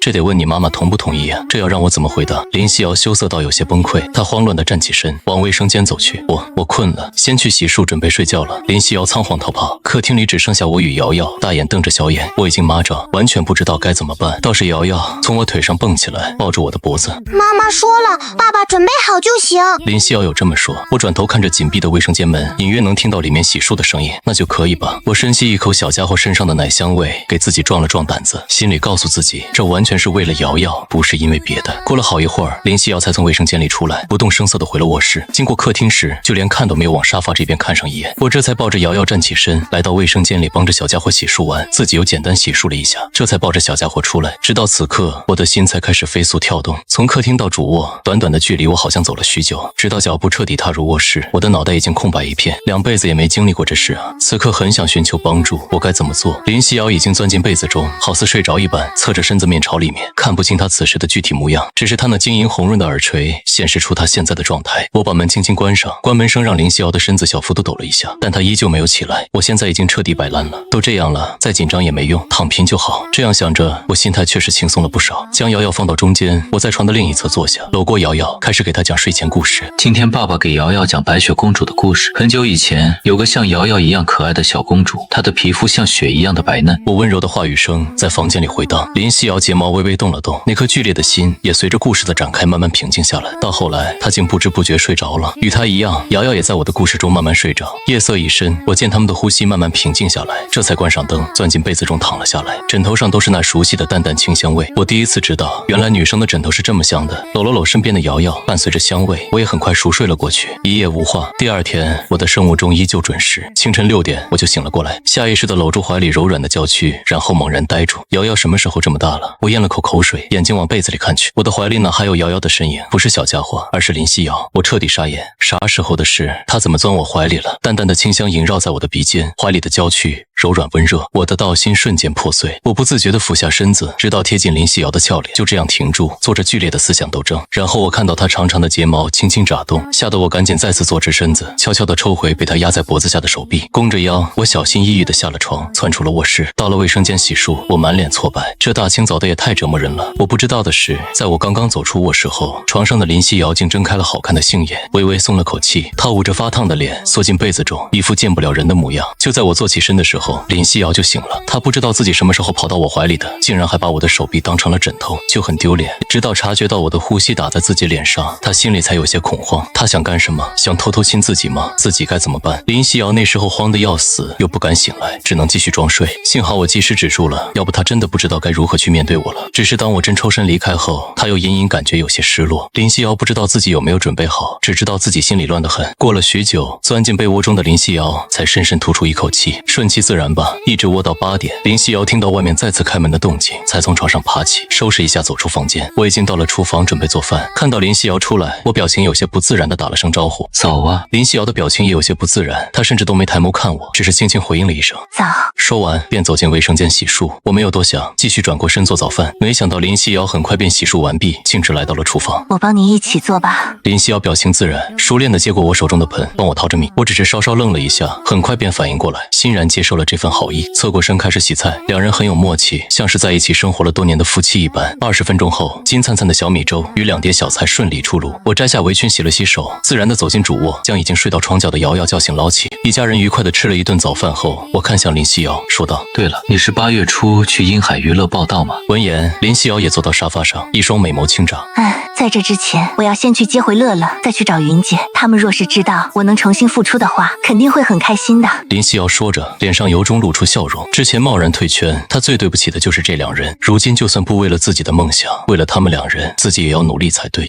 我点点头，揉着瑶瑶的头发，心里却在思索着，到时该写首什么歌来给林夕瑶。这是她复出的第一站，必须打得漂漂亮亮的。林夕瑶的音色很好，无论是甜歌还是伤感的歌，她都能驾驭，所以能选择的太多，我一时也有些拿不定主意。思索片刻刻无果后，我又想到了另外一件事。对了，过几天去买辆车吧，不，买2辆。再过1个月，瑶瑶就该上幼儿园了，来回接送方便。另外，虽然鹰海娱乐会给你配辆保姆车，但平时闲暇时候，你出门在外还是需要1辆车的。林夕瑶沉思了一下，也觉得可以买辆车。以前一直在家不出门，有没有车无所谓，现在要经常出门了，没车确实不方便。但是他又担心我身上的钱不够，毕竟我前2个视频的收益用来置办了许多家具，我又出门一趟，不知道还剩多少。瑶瑶马上又要上幼儿园了，到时候又是一笔花销。沉思过后，林夕瑶抬头，眉宇中流露出一丝担忧之色。先买1辆吧，你在家出门接送孩子方便。我在外面暂时有公司配的车，应该不太需要。等我赚了钱了，再考虑买车的问题。林夕瑶想着，等自己发歌出专辑有收益了，再考虑这些问题。想到这，林夕瑶又有些忧愁，她自己都不确定自己什么时候能有歌唱。虽然鹰海娱乐的合同是顶级资源，但上面还附带了一条歌曲自备。她不知道我是怎么跟公司谈的，资源都给顶级了，为什么不帮自己约歌？她有些疑惑，毕竟自己也不认识几个词曲人。想到词曲人，林夕瑶突然愣住，然后看向一脸淡定的我。我好像就会写歌，虽然自己不知道我什么时候学会的，但小斗上的那2首歌，有一首还是我现场交给瑶瑶的。我自然知道林夕瑶不买车的忧虑，淡定的摆了摆手。放心，你不用担心家里的钱不够，让子弹飞一会儿，过几天就有钱了。7月30星期天，只要平凡的 MV 在早上8点准时上线，由华音与星瑶账号共创推出，华阳联合其他多部门同时转发，阵容可谓是空前豪华。当然，阵容再豪华，观众们想看的还是质量，只有质量过关了，大家才会买单，才会去关注这 MV 背后的故事。不过，网上现在一直流传着一句话：星瑶出品必属精品。如今看到这个 MV 的词曲竟然都是星瑶，大家也瞬间来了兴趣。这个神秘的家伙不出手则已，一出手必定惊人。于是，观众们纷纷点开这个 MV， 想要一览盛况。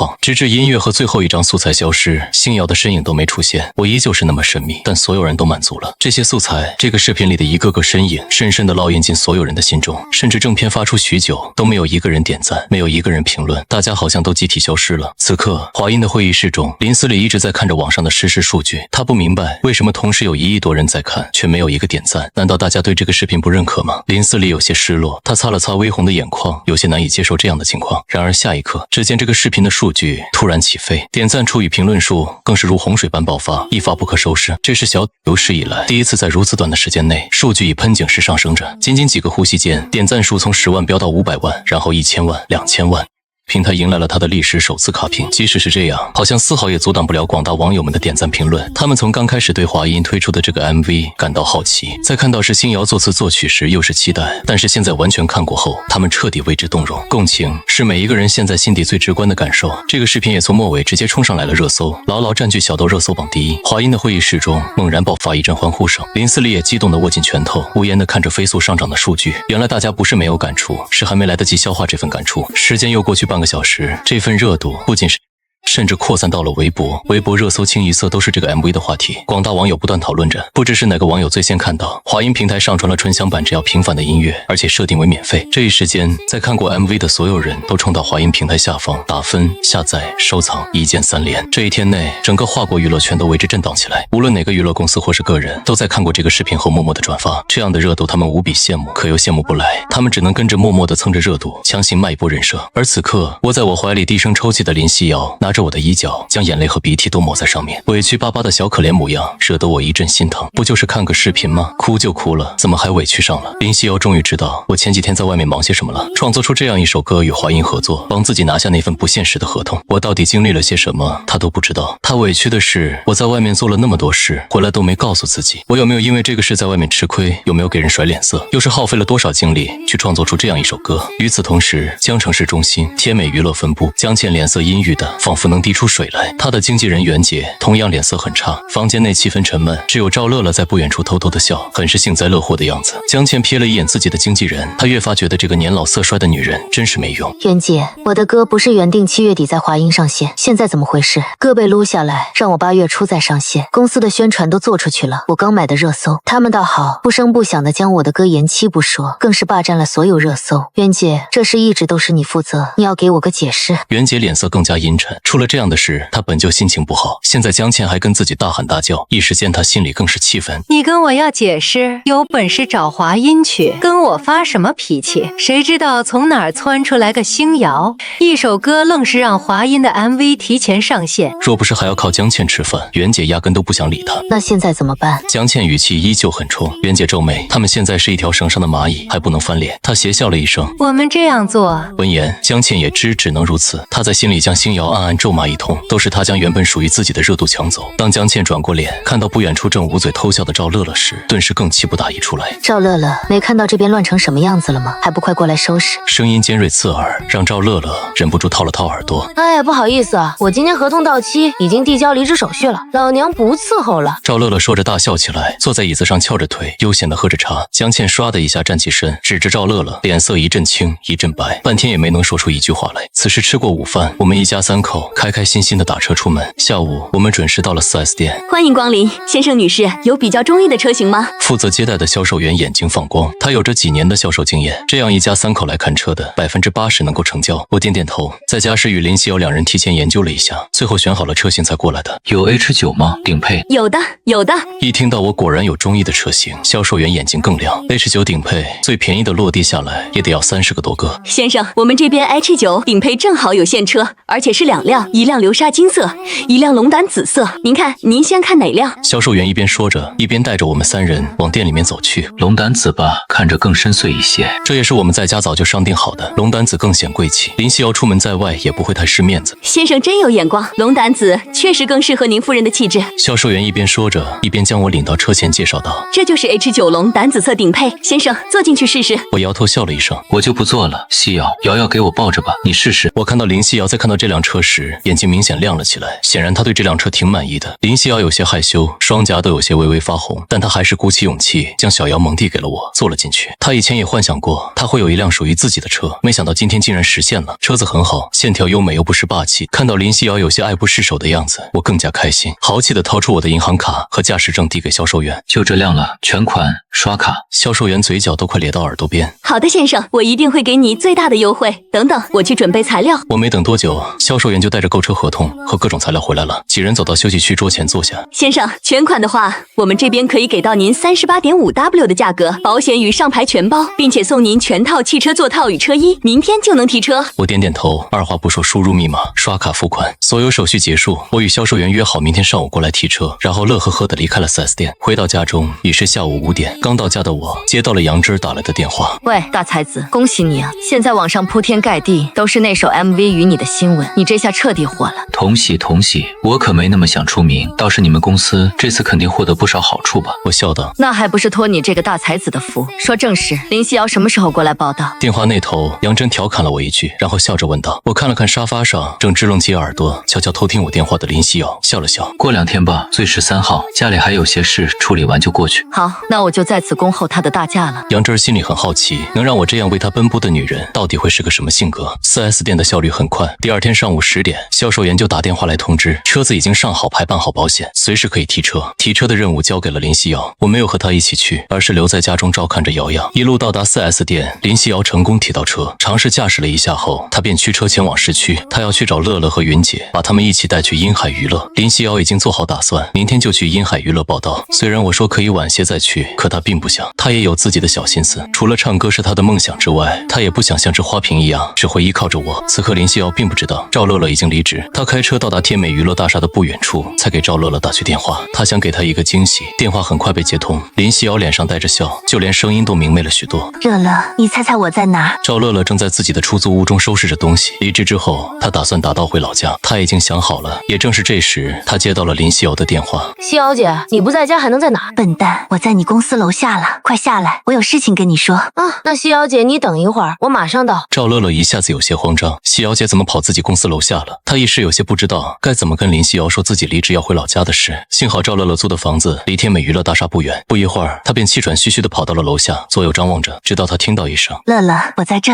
他转头看去，只见林夕瑶从一辆崭新的车上下来，正冲着自己招手。夕瑶姐，你买车了？赵乐乐眼睛眯成一个好看的弧度，快步走到林夕瑶身前，看着林夕瑶旁边那辆崭新的车子，他一脸不可思议，那个男人竟会给夕瑶姐买车，他不是对夕瑶姐不好吗？林夕瑶笑着点点头，拉住赵乐乐的手。对啊，刚买的，的，今天来是有件事与你商量，你有空吗？赵乐乐这才发现，这次的林夕瑶好像和上次见到的又有些不同，皮肤水灵了不少，脸蛋圆润了一点，气色也明显好了许多。最主要的是她身上的那股自信好像又回来了。见到昔日助理，林夕瑶眼中带着憧憬的光，直接拉起她的手。乐乐，再回来做我的助理吧，我们把云姐叫上，我要复出。话音刚落，赵乐乐瞬间愣住，简直不敢相信自己的耳朵。可下一秒，她就激动地跳了起来。我就知道天无绝人之路，夕瑶姐太巧了，我刚辞职啊。他们又能并肩作战，然而林夕瑶却呆住了。她这才知道乐乐竟然已经离职，瞬间巨大的自责和难过涌上心头。对不起，以前是我太任性，都是因为自己才连累了乐乐和云姐。夕瑶姐，我们要向着未来看啊！你现在要复出了。紧接着他又问：“你知道云姐在哪儿吗？我们现在就去找她。”赵乐乐立刻报出地址，他知道云姐肯定在医院照顾妈妈。林夕瑶没有丝毫浪费时间，直接让乐乐上车，两人火速赶往医院。可就在车上，赵乐乐看着全新的内饰，突然好奇地问：“夕瑶姐，你复出，她知道吗？”林夕瑶点点头，嘴角不自觉地翘起。知道，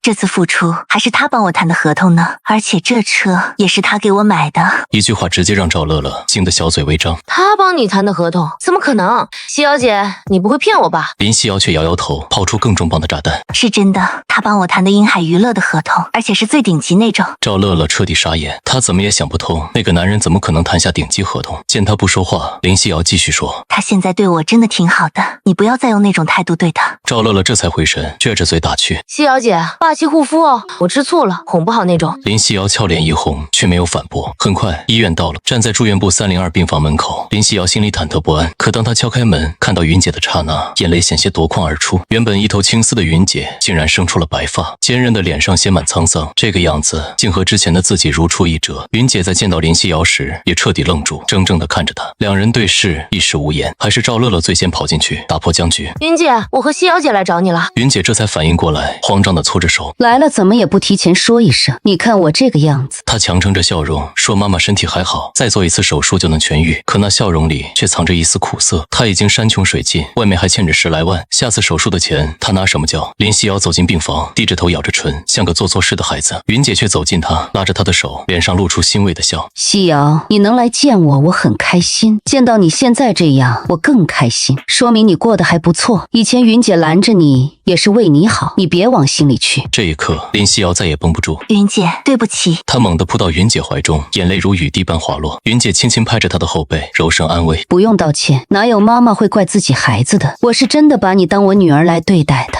听到这话，林夕瑶哭得更凶。云姐就这样一直抱着她，拍着她，直到她哭累了，抬起红肿的双眼，看着云姐温柔的笑。林夕瑶抿了抿嘴：“云姐，我要复出了，你还来做我的经纪人好吗？”听到这话，云姐却猛地一愣，瞬间皱起眉头：“你的孩子怎么办？你放心，那小子带着他吗？”在云姐眼里，顾心意可不是什么会带孩子的老师，但林夕瑶却坚定地点点头：“顾心意是瑶瑶的爸爸，他会照顾好瑶瑶的，我相信。”云姐揉了揉太阳穴，压下心中的疑虑：“好，就算他能照顾好孩子，可复出不是件容易的事。你有能签约的公司吗？公司又会给你什么资源？”话音未落，林夕瑶立刻从包里掏出合同递过去：“云姐，你看，这是鹰海娱乐的合同。”看到鹰海娱乐4个字，云姐瞬间愣住，那可是华国3巨头之一。她半信半疑地接过合同，仔细翻看起来，可越看越震惊。看到后面，她的手已经开始微微颤抖。这是什么神仙合同？林夕瑶绑架了鹰海娱乐的老板吗？最顶级资源，不限制自由，2年短约，这简直就是霸王条款。云姐猛地抬头，声音都在发抖：“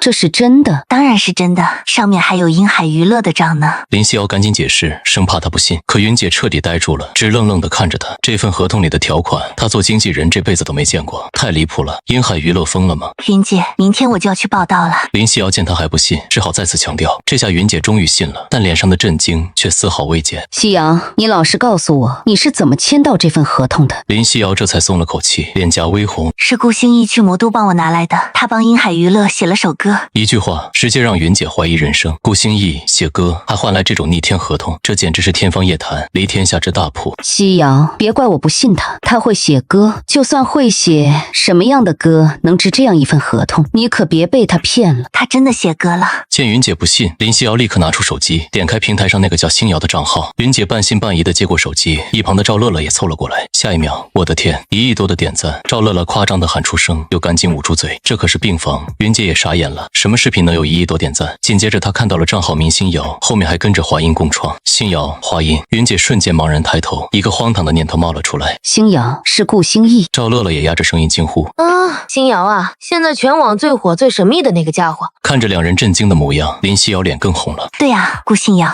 我女儿的大名。这下云姐彻底缓过神来，她眼神复杂的将手机还给林夕瑶。林夕瑶前途光明，她当然开心，可下一秒她却叹了口气。夕瑶，以你的条件，一定能找到更好的经纪人，我就算了吧。什么？为什么？云姐，你不要我了吗？林夕瑶惊呼。云姐看向病房内，满脸无奈。你也看到了，我母亲需要照顾，我真的走不开。可以雇保姆啊。可云姐却面露难色，她哪有钱雇保姆？跟着林夕瑶只会拖累她。夕瑶，你不用再劝我了，这么好的机会一定要好好珍惜，以后不要再那么任性。说完，云姐狠心扭过头去，不再看她。林夕瑶咬着嘴唇，她不明白为什么云姐就是不愿意跟自己走，希望而来，失望而归。一路上林夕瑶都沉默着，将赵乐乐送回后，她独自驱车回家。可当房门打开，我看到她时不由一愣，她哭了。事情顺利吗？我直接开口，谁知话音刚落，林夕瑶的嘴瞬间就瘪了。她一屁股坐到沙发上，看到你像是找到了唯一的依靠，眼泪又开始打转。云姐，她不愿意跟我去。我眉头一皱，为什么？记忆里那个严厉的女人不是最宠林夕瑶吗？紧接着林夕瑶便将医院发生的一切委屈巴巴的全部告诉你。我默默听着，直到她说完才若有所思的点点头。我知道了。我突然站起身，你呀就是个笨蛋，在家带瑶瑶，我出去一趟。你去哪？林夕瑶满脸不乐意，不知是因为你说她笨蛋，还是不想你离开。我回头，嘴角勾起一抹弧度。我去找回那个对你很重要的人。说完我直接出门，先找到一家家政公司，随后驱车直奔医院。但我没有直接去找云姐，而是先找到了主治医生。从医生那了解了云姐母亲的全部情况后，这才登上住院部。来到302病房前，我整理好情绪，脸上换上一副冷漠的表情，轻轻敲响房门。下一秒，房门打开，眼眶微红的云姐出现在面前。看到你，她瞬间一愣，我却声音平静，气势十足的开口：云姐，不先让我进去吗？云姐皱了皱眉，但还是侧身让你进房。我刚踏入病房，一个头发花白、瘦骨嶙峋的老人就看了过来。小云，这是你朋友吗？云姐还没来得及回答，我却快步走到病床前，一把握住老人的手。阿姨，我妻子是云姐的朋友，她之前来过，看您在睡觉就没打扰。老人一听，立马露出慈祥的笑容。原来是小云的朋友啊，你们有心了。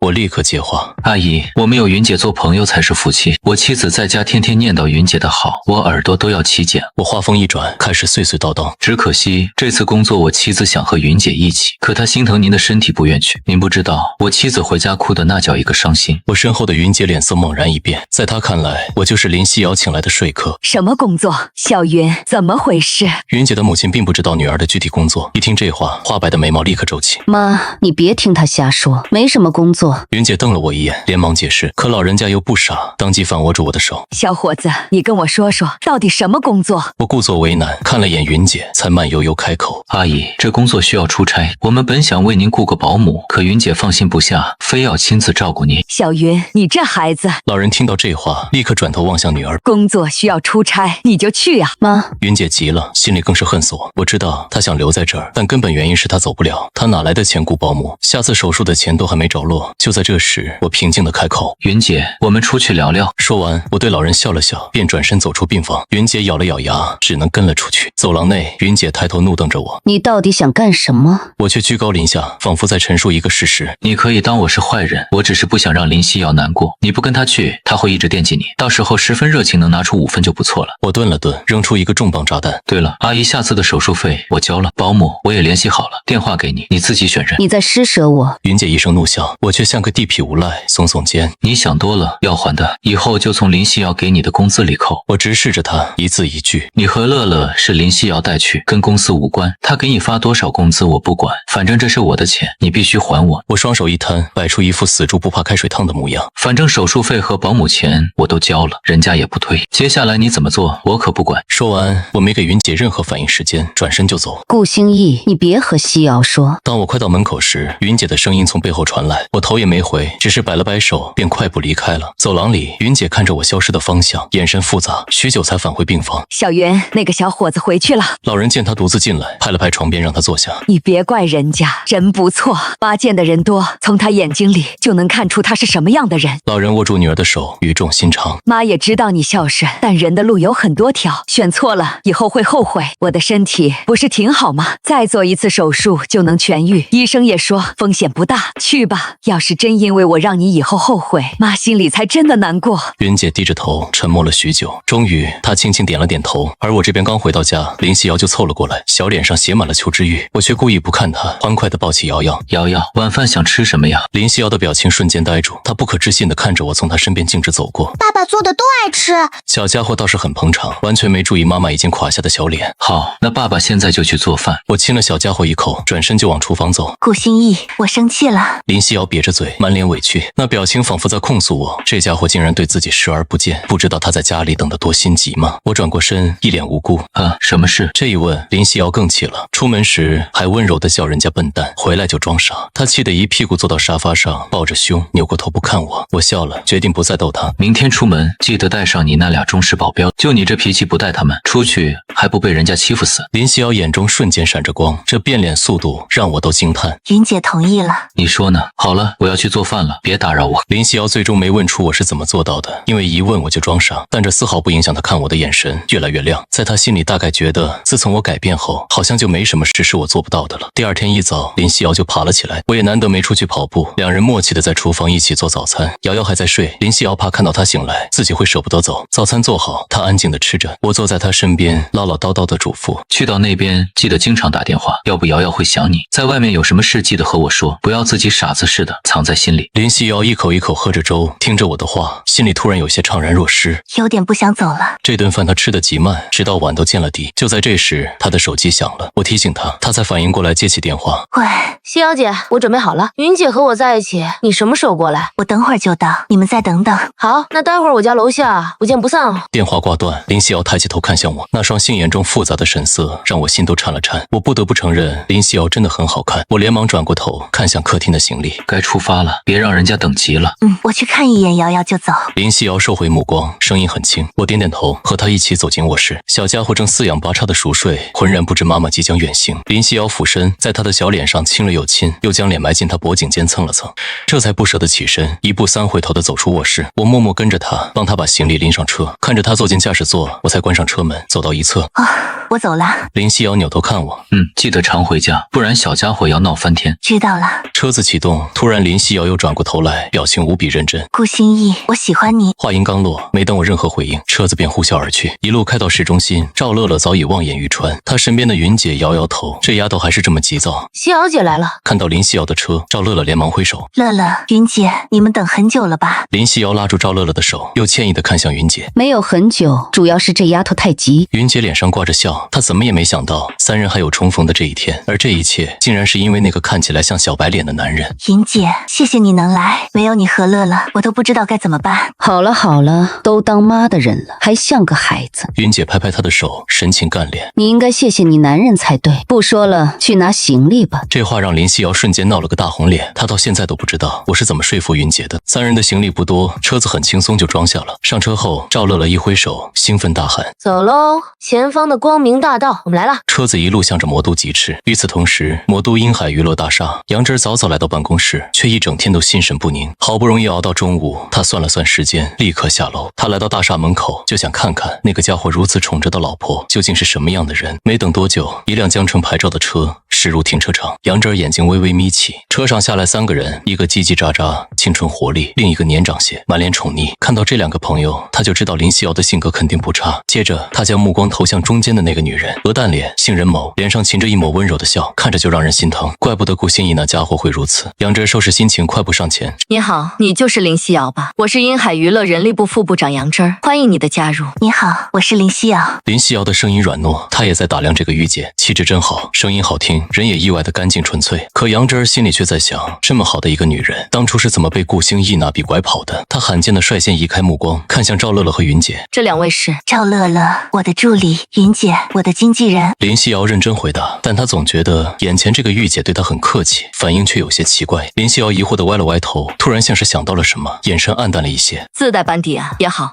省事。杨真与两人点头示意，又转回脸。那我先带你们参观一下，毕竟未来2年你们都要在这里工作。参观完，我带你们去艺人公寓。好，谢谢。几人跟着杨真进入大厦，一路上赵乐乐被彻底震惊。这里比江城天美娱乐豪华太多，随时都能看到热搜上的明星，这可不是天美分部能比的。要知道，在江城一个2线歌手江倩都能作威作福。杨真带着我们坐电梯直上11层，热情地介绍着。这一层都是是录音室，里面全是顶级的专业设备。下面我们去12层，那里是歌手的专属休息室，创作、接通知都在里面。期间不断有人跟杨真打招呼，脸上都带着奇怪的奉承。林夕瑶更是不解，这些人看到他时眼中为何带着嫉妒？林夕瑶不懂，杨真不就是个人力部副部长吗？为什么大家看他的眼神都这么奇怪？更离谱的是，还看到一个挂着人力部部长牌子的秃顶男人，竟主动停下跟杨真打招呼，甚至还对自己打了招呼。林夕瑶有些受宠若惊的回应，心想这个叫张浩的部长脾气也太好了吧？要知道在天美，那些领导哪个不是鼻孔朝天？就在这时，杨真在走廊尽头停下，他指着面前的房间，这以后就是你的专属休息室。林夕瑶抬头看去，房门紧闭，安着密码锁，门牌上赫然写着他的名字。杨真一边输着密码一边介绍，初始密码6个6，之后你自己改。好了，来看看吧。房门打开，几人走进房间，赵乐乐瞬间哇了一声，这个休息室太大了，装修太豪华了，就连林夕瑶也被震惊了，从未见过这么豪华的休息室。赵乐乐更是幸福的快要晕倒，想起在天美时的狗窝，简直没有对比就没有伤害，若不是有外人在，他真想扑到沙发上打滚。杨真看着我们惊喜的神色也笑了，不是每个人都有这待遇，顶级资源嘛，休息室自然也要按顶级的来。听到这话，赵乐乐瞬间感觉顾新义那家伙好像也不是那么可恶了。直到几人出来，赵乐乐还沉浸在开心之中。这时旁边的房门突然打开，一个雍容华贵的女人踩着高跟鞋走了出来，身后还跟着一个小助理。女人看到几人，脸上惊讶一闪而逝，随即她对着杨真打了声招呼。杨姐，你亲自带人来看房间啊？丽娜要出门。下午有个见面会，杨姐你忙，我先走了。丽娜说完，只是瞥了林夕瑶一眼，便踩着高跟鞋优雅离去。我们也走吧。杨真回头，脸上又挂起微笑。楼上都是会议室，我就不带你们去了，咱们直接去一人公寓，放完行李去吃饭，我做东。林夕瑶只感觉她热情的有些过头了。今天对这家公司的印象很好，就是处处透着奇怪。坐上电梯，林夕瑶突然轻声问道：杨部长，你和顾新义很熟吗？杨真脸上的笑容僵住了，果然是这样吗？林夕瑶眼神微敛，心底泛起一丝难以言说的滋味。还好他过来时也是我接待，合作一直是我跟进，所以熟悉一些。杨真很快恢复如常，林夕瑶只是轻轻应了一声，便不再说话。一行人下楼，杨真开着他的灰色奔驰在前面带路，林夕瑶驾着车慢慢跟在后面。赵乐乐一上车就没心没肺的夸着这里的好，直到云姐给他递了个眼色，他才安静下来。夕瑶姐，你怎么了？赵乐乐扒着前排座椅，好奇地问。我没事，乐乐你继续说。这还叫没事？赵乐乐摸不着头脑，转头向云姐求助，云姐却只是对林夕瑶笑了笑，没有说话。她一眼就看出来有人这是掉进醋坛子了。此刻在家的我是一个头两个大，老婆刚走半天，女儿瑶瑶就哭着要找妈妈，我好说歹说，结果她哭得更惨，嘴里还喊着爸爸是坏蛋，把妈妈藏起来。我呲牙咧嘴的唱着小老虎，可瑶瑶的小珍珠还是一滴滴往下掉，两只脚使劲蹬着，一副见不到妈妈誓不罢休的架势。我挠了挠头，这可咋整？总不能现在就把林夕瑶叫回来吧？她还不得笑话死我。就在这时，桌上的手机突然响起，我瞥了一眼，下一秒眼中陡然放出金光，救星来了。是林夕瑶发来的微信，只有2个字，在吗？我赶紧回过去，在，那必须在。没想到他回了句，今天中午和杨部长一起吃了顿饭。什么鬼？我来不及多想，赶紧点开视频通话，林夕瑶清冷的俏脸出现在屏幕上，我立马惨笑着将手机对准瑶瑶。瑶瑶想你了。谁知林夕瑶的脸瞬间冷下来。顾新义，这就是你说的照顾好瑶瑶？我装作听不到，只见瑶瑶看到妈妈委屈巴巴的擦着眼泪。妈妈，你是不是被爸爸藏起来了？你不要瑶瑶了吗？林夕瑶立马柔声哄着，瑶瑶乖，妈妈只是出去工作，很快就回家。小家伙竟然真的慢慢止住眼泪，我心里瞬间遭受了10000吨暴击。我又是做鬼脸又是唱歌，还不如他一句话管用。等哄好女儿，我将手机转向自己，眼神飘忽不定。结果林夕瑶劈头盖脸就是一句质问：你真的能带好孩子吗？我顿时急了，瞧不起谁呢？今天只是意外，我要是出门，你也一样哄不好瑶瑶。然而林夕瑶只是深深看了我一眼，眼神微敛，突然装作毫不在意地问道：你和杨部长挺熟？还行吧。我随意回道，丝毫不知道自己已经在死亡边缘疯狂试探。还行。林夕瑶悠悠地重复了一遍，我莫名感到一股凉气袭来，裹了裹衣服，可她下一秒却白了我一眼，直接挂断视频。我这才后知后觉，她生气了。莫名其妙，我这是躺着也中枪啊。接下来连续2天，林夕瑶每天一个电话打回家，但每次都只跟女儿说话，对我没一个好脸色，就好像我欠她800万。然而我根本不知道，此时的林夕瑶事业正陷入绝境，公司没有给她任何通告。她那个叫云姐的经纪人联系了所有词曲人，可一听是她要复出，竟然全都委婉拒绝。一个退圈2年的过气歌手，谁会给她写歌？他们已经被整个业界抛弃。而另一边，林夕瑶还在为作曲的事烦恼。她这2天一直尝试，却始终找不到灵感。她不禁想起我，要是我在肯定能写出更好的歌吧。想到这里，她不由有些气馁，感觉自己好像哪里都不如我。就在这时，助理赵乐乐突然坐起来：夕瑶姐，要不你去问问顾新义。林夕瑶有些犹豫，她出来本就是不想再依赖我。她想了很久，才终于开口：再等2天吧，还不行的话，我再给他打电话。可她不知道的是，就在此时的滨海娱乐了会议室，一场决定他命运的会议正在进行。董事长杨丽面前摆着一份邀约文件，新歌会，华国最出名的造星栏目。我们有2个名额，大家讨论一下，该让谁去？一个戴着金框眼镜的斯文男人，运营部长尹平率先开口：“我觉得程迪可以，长相甜美，人气不错。”大多数人都点头赞同。杨丽当场拍板：“那就程迪一个，还有一个呢。”话音刚落，人事部长张浩猛地站起来：“董事长，我觉得林夕瑶也可以。”林夕瑶，杨丽这才想起，这不是我推荐来的人吗？可他还没说话，那个尹平又跳出来反对：“张部长，林夕瑶可不行，素人都比他强，要人气没人气，要作品没作品。当初因为结婚退圈，观众印象差得很。”然而张浩却据理力争：“正因如此，我们才更应该选他。我听过他以前的歌，唱功很好，长得也漂亮，为什么不能选？”尹平眉头一皱，满脸不屑：“张部长，你是管人力的，我是管运营的，我比你更懂。歌手最需要的是人气，我们又不是慈善公司，凭什么给他舞台？”谁知张浩却突然得意一笑，抛出一个重磅炸弹：“尹部长，你跟我说人气，那你知不知道林夕瑶是谁推荐来的？敢问尹部长，星瑶的人气如何？如果是他给林夕瑶写歌呢？”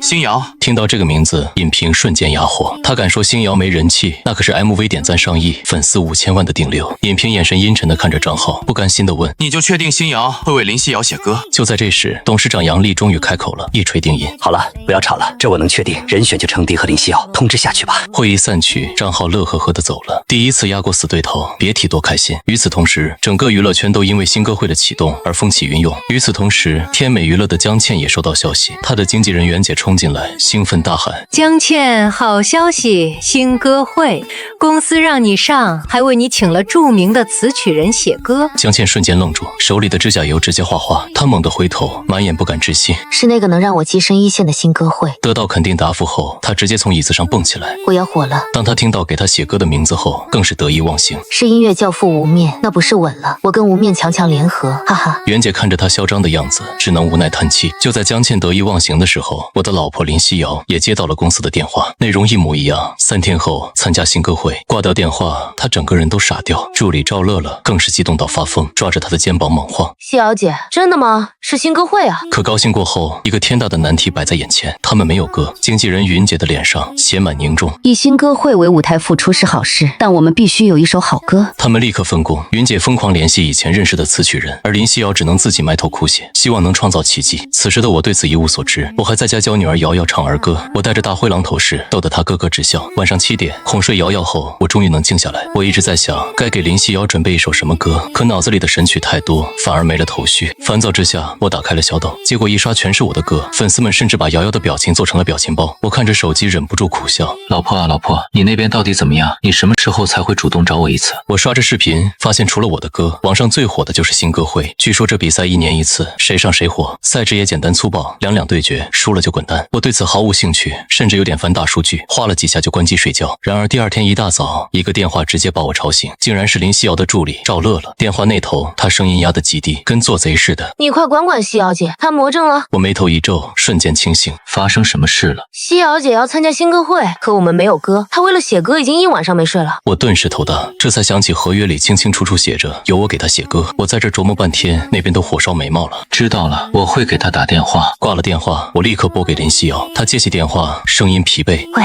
是瑶瑶想我了吗？”我心里一酸，故意说：“瑶瑶没想你，我就不能给你打电话，我可是你老公啊。”这是我第一次在她面前自称老公。电话那头是死一般的寂静。我叹了口气，打破沉默：“你参加新歌会怎么不告诉我？能轻松解决的事，干嘛让自己那么累？”在我看来，这不过是一句话的事。可我话音刚落，电话那头却突然传来压抑的抽泣声。她哭了，我整个人都懵了。我说了什么？感情这东西也太难搞了。就在我不知所措时，电话那头猛然爆发出一声带着哭腔的怒吼：“顾心意！”声音里全是委屈，听得我心都揪起来。我愣住了，第一次听见他这样连名带姓的喊我。你是不是觉得我一点用都没有，只会依赖你？我瞬间反应过来，原来他竟是这么想的，是我疏忽了。我忙陪笑打断他：“对不起，我不是在责备你，只是担心你的身体。”谁知我话一出口，电话那头林夕瑶竟然笑了，那笑声委屈又带着一丝倔强。紧接着，我的声音变得无比坚定：“林夕瑶，你和瑶瑶是上天赐我最好的礼物，你是我的妻子，独一无二，任何人都代替不了。”这番话如同一颗炸弹，在他心里轰然炸开。林夕瑶整张脸瞬间通红，她轻轻嗯了一声，情绪明显好转。一旁偷看的赵乐乐眼珠子都快掉出来。我趁热打铁：“以后不准胡思乱想，歌我晚上就传给你。”你。林夕瑶听着我牛气冲天的话，扑哧一声笑出来。好，那我就看看你顾某人到底能写出什么歌。他彻底摆烂，不再纠结，那根紧绷的弦一放松，困意立马袭来。挂了电话，我才松了口气。哄老婆比哄娃还难。接着我拿出纸笔，却又犯了难，脑子里的神曲太多，到底选哪一首？就在我烦躁的打开窗户时，楼下一对小情侣正在告别。男孩拖着行李箱，女孩泪眼朦胧，爱意随风起，风止意难平。我脑中灵光一闪，瞬间有了答案。我快步走到桌前，提笔写下3个字：起风了。音符在笔尖流淌，我彻底沉浸其中，直到女儿瑶瑶一声爸爸，饭饭，才将我拉回现实。我瞬间露出一抹笑，小宝贝饿了，爸爸马上做饭。女儿的话就是圣旨，我一刻都不敢耽误，转身就进了厨房。2小时后，吃饱喝足的我们父女俩直接在沙发上躺了下来。这时林夕瑶的视频打了进来，她顶着黑眼圈，满脸疲惫。看到我们这懒散样，她立马做出可怜兮兮的表情，一双杏眼水汪汪的控诉着，仿佛在说我在外面打工，你们在家享福。我哪经得住这考验，当即举手投降。我没闲着，歌已经写好了。瑶瑶也学我举起小手，奶声奶气地说，瑶瑶也没闲着，少看了2集动画片，多学了5个数。林夕瑶瞬间破功，她承认她比不过这个小妖精。好，我们家瑶瑶最辛苦，快让妈妈亲亲。小家伙立马送上一个。妈。我一看机会来了，厚着脸皮凑过去。不奖励我一个吗？小家伙还在一旁起哄。林夕瑶的脸瞬间红透，最后顶不住我们的热情，象征性的亲了一口。我顿时心花怒放，冲进卧室拿出曲稿，看吧，没骗你，歌真的写好了。林夕瑶风情万种地白了我一眼，但她心里却掀起惊涛骇浪。这才几个小时，1首歌就出来了，这男人简直是个妖孽。一家3口又聊了一会儿，我才把曲谱完整拍给他。刚放下手机，准备带娃出门，林夕瑶的视频又打了过来。一接通，他就用火热的眼神直勾勾地盯着我。咋？我声音都磕巴了。他学着我的语气反问：没事就不能给你打视频吗？好家伙，不仅漂亮还记仇。我打着哈哈，谁知他突然开口：你到底背着我藏了些什么？我挠挠头，一脸无辜。林夕瑶俏脸一红，声音都大了几分。我是说你的这些歌，这些……我只能摸着鼻子尝试蒙混过关。我说我突然开窍了，你信不信？林夕瑶深深地看了我一眼，没再追问。她低头看着歌词，半晌才软糯开口：谢谢。紧接着她抬头一笑，眼神无比坚定。我不会让这首歌埋没的。视频挂断，林夕瑶敲响了赵乐乐的房门。赵乐乐一脸惊喜：谢小姐，我们有歌了，是顾心意给的吗？好家伙，这小妮子直接说漏嘴，原来是她把自己的窘境捅出去的。紧接着云姐也被一个电话叫回，一听有歌了，她兴奋的不行。这几天到处碰壁，现在终于不用看人脸色。3人火速赶到银海娱乐，直奔11楼录音室。林夕瑶决定要把自己焊死在这里。时间飞逝，赵乐乐搞定背景音乐和版权，林夕瑶这才从录音室出来。可就在他们准备去吃饭时，对面的门也开了，一个女生走出来，看到林夕瑶时愣了一下，但还是友好的点了点头。林夕瑶也回以微笑，然而她身后的男人却鼻孔朝天，戴着近似眼镜，一脸傲慢。林夕瑶不认识他，转身就走，可那男人却冷哼一声：没点眼力劲，见到领导都不知道打招呼。那个叫程迪的女孩赶紧解释：舅舅，人家刚来，怎么会认识你？原来这男人竟然是公司高管尹平，而程迪就是要和林夕瑶一起参加新歌会的歌手。更没想到的是，程迪心里竟然在想，他拿到的可是星瑶的歌，应该不差吧？他竟然也是我的粉丝。接下来的几天，林夕瑶每天早出晚归，拼了命的练习。云姐则在网上发布了她的复出声明，然而仅有的几千粉丝大多还是僵尸粉。声明发出进入石沉大海，毫无波澜。只有一些老粉和嗅觉灵敏的小营销号注意到，他们一看新歌会3个字，流量不就来了吗？于是全网开始出现林夕瑶复出的消息，但大部分人根本不关心这个过气小花。直到8月7号，魔都体育馆新歌会正式开启。只是这次新歌会的导演任超很是忧愁，因为星瑶的一首歌一直霸占着热搜，所以他们新歌会的流量和以前完全没得比。但是1年1度的新歌会也不能因为一个人而推迟，他只能硬着头皮开始了这届的新歌会。可惜联系不到星瑶，若是能让他来坐镇新歌会当导师，那流量岂不爆炸？可他万万没想到，他请都请不到的大佬，此刻竟像做贼一样，正抱着娃悄悄坐在观众席。是的，我瞒着老婆林夕瑶，偷偷带着女儿瑶瑶来到魔都，只为给她现场加油。我怀里的小瑶萌兴奋不已，因为马上就能见到妈妈。我看着全场挥舞的应援棒，却没有一根为我老婆举起。我悄悄打开直播间，弹幕铺天盖地，结果也没有一个人支持林夕瑶。夺冠热门有4个，其中1个还是那个敢对我女儿伸出魔爪的江倩。与此同时，后台暗流涌动，江倩面色铁青，死死盯着林夕瑶。你怎么会在这？闺蜜赵乐乐直接一个白眼翻过去，当场回怼，让她颜面尽失。江倩看着今天光芒四射的林夕瑶，竟想起被她压制多年的恐惧，那感觉仿佛女王归来，未战先怯。就在这时，经纪人一句话点醒她：一个林夕瑶而已，她如今要啥没啥。江倩瞬间恢复了淡定。对啊，如今的林夕瑶拿什么跟自己争？何况自己还有音乐教父的歌。想到这，他不屑地瞥了林夕瑶一眼，满是傲慢。紧接着，外面舞台灯光骤亮，主持人登场，4位乐坛老牌导师纷纷入席，比赛正式开始。规则更是简单粗暴，16位选手由观众随机喊停配对，这下谁也别想暗箱操作。随着大屏幕飞速滚动，8组对决名单瞬间生成。我看着对决名单笑了。下一秒，主持人的声音响彻全场，让我们欢迎第一场比赛的选手林夕瑶对战江倩。话音刚落，2道聚光灯打下，我的老婆林夕瑶和她的死对头江倩缓缓走上舞台，宿命对决一触即发。可我却看到林夕瑶的手在微微发抖，果然林夕瑶心里也开始忐忑，而江倩更是一脸阴沉。她也没想到第一场就这么戏剧性，竟然和林夕瑶 PK。台下观众瞬间炸锅，纷纷议论这个陌生的角色美女是谁。我一眼就看出林夕瑶的紧张，于是猛地高高举起女儿瑶瑶。这一刻，瑶瑶直接化身应援派，她的小脸笑成月牙，用尽全力呼喊：“妈妈加油！”台上的林夕瑶猛然看到那熟悉的身影，瞬间捂住嘴。是你和女儿。心里的紧张瞬间被驱散，眼中爆发出前所未有的光彩。她也弯起双眼，和女儿形成同款月牙笑，那柔情瞬间融化了全场观众的心。紧接着，主持人宣布林夕瑶首唱，舞台灯光暗下，只留一束光打在她身上。前奏响起，现场瞬间安静。就在这时，大屏幕上显现出歌名《起风了》，而词曲人那一栏赫然写着2个字：星瑶。全场倒吸一口凉气，这个陌生的歌手竟然能请动那个神秘的星瑶写歌。后台的江倩更是目瞪口呆，双手不受控制的颤抖。下一秒，林夕瑶空灵的歌声响起。我仍敢参与世界之大，也沉醉于爱是情话，不生真假，不做挣扎，无畏效法。现场落针可闻，所有人都沉浸其中，仿佛看见自己逝去的青春。林夕瑶也彻底投入，她的目光穿越人海望向台下，那里有她最重要的2个人。我终将青春还给了他，连同指尖弹出的盛夏，心之所动就随风去了。以爱之名，你还愿意吗？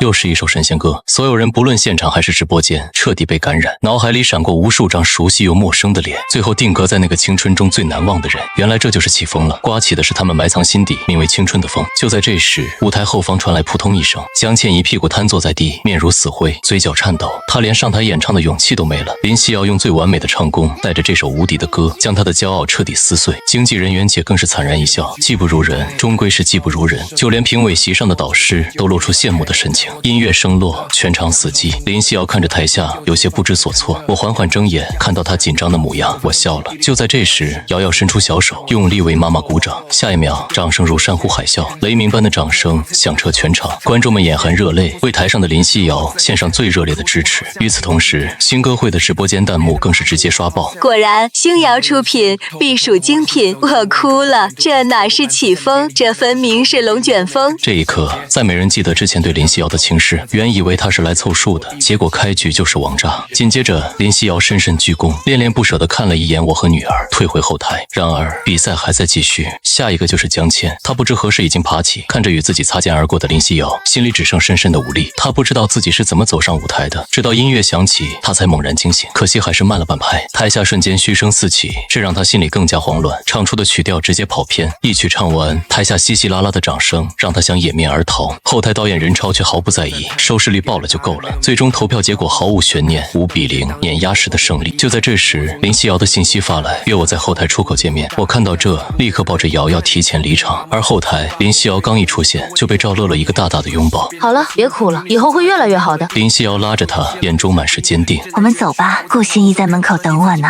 她现在只想立刻见到我，把瑶瑶抱进怀里。出口外，天色已晚。林夕瑶一出来，远远就看到我抱着瑶瑶，笔直地站在路灯下。那一刻，一种名为幸福的感觉瞬间涌上她的心头，平淡却极为温暖。妈妈，瑶瑶挣脱我的怀抱，噔噔噔地跑向林夕瑶。林夕瑶立即蹲下，一把将女儿紧紧拥入怀中。我走上前，笑着看向她，怎么样？这个惊喜还可以吧？林夕瑶脸颊泛红，却直视着我，细眸弯起。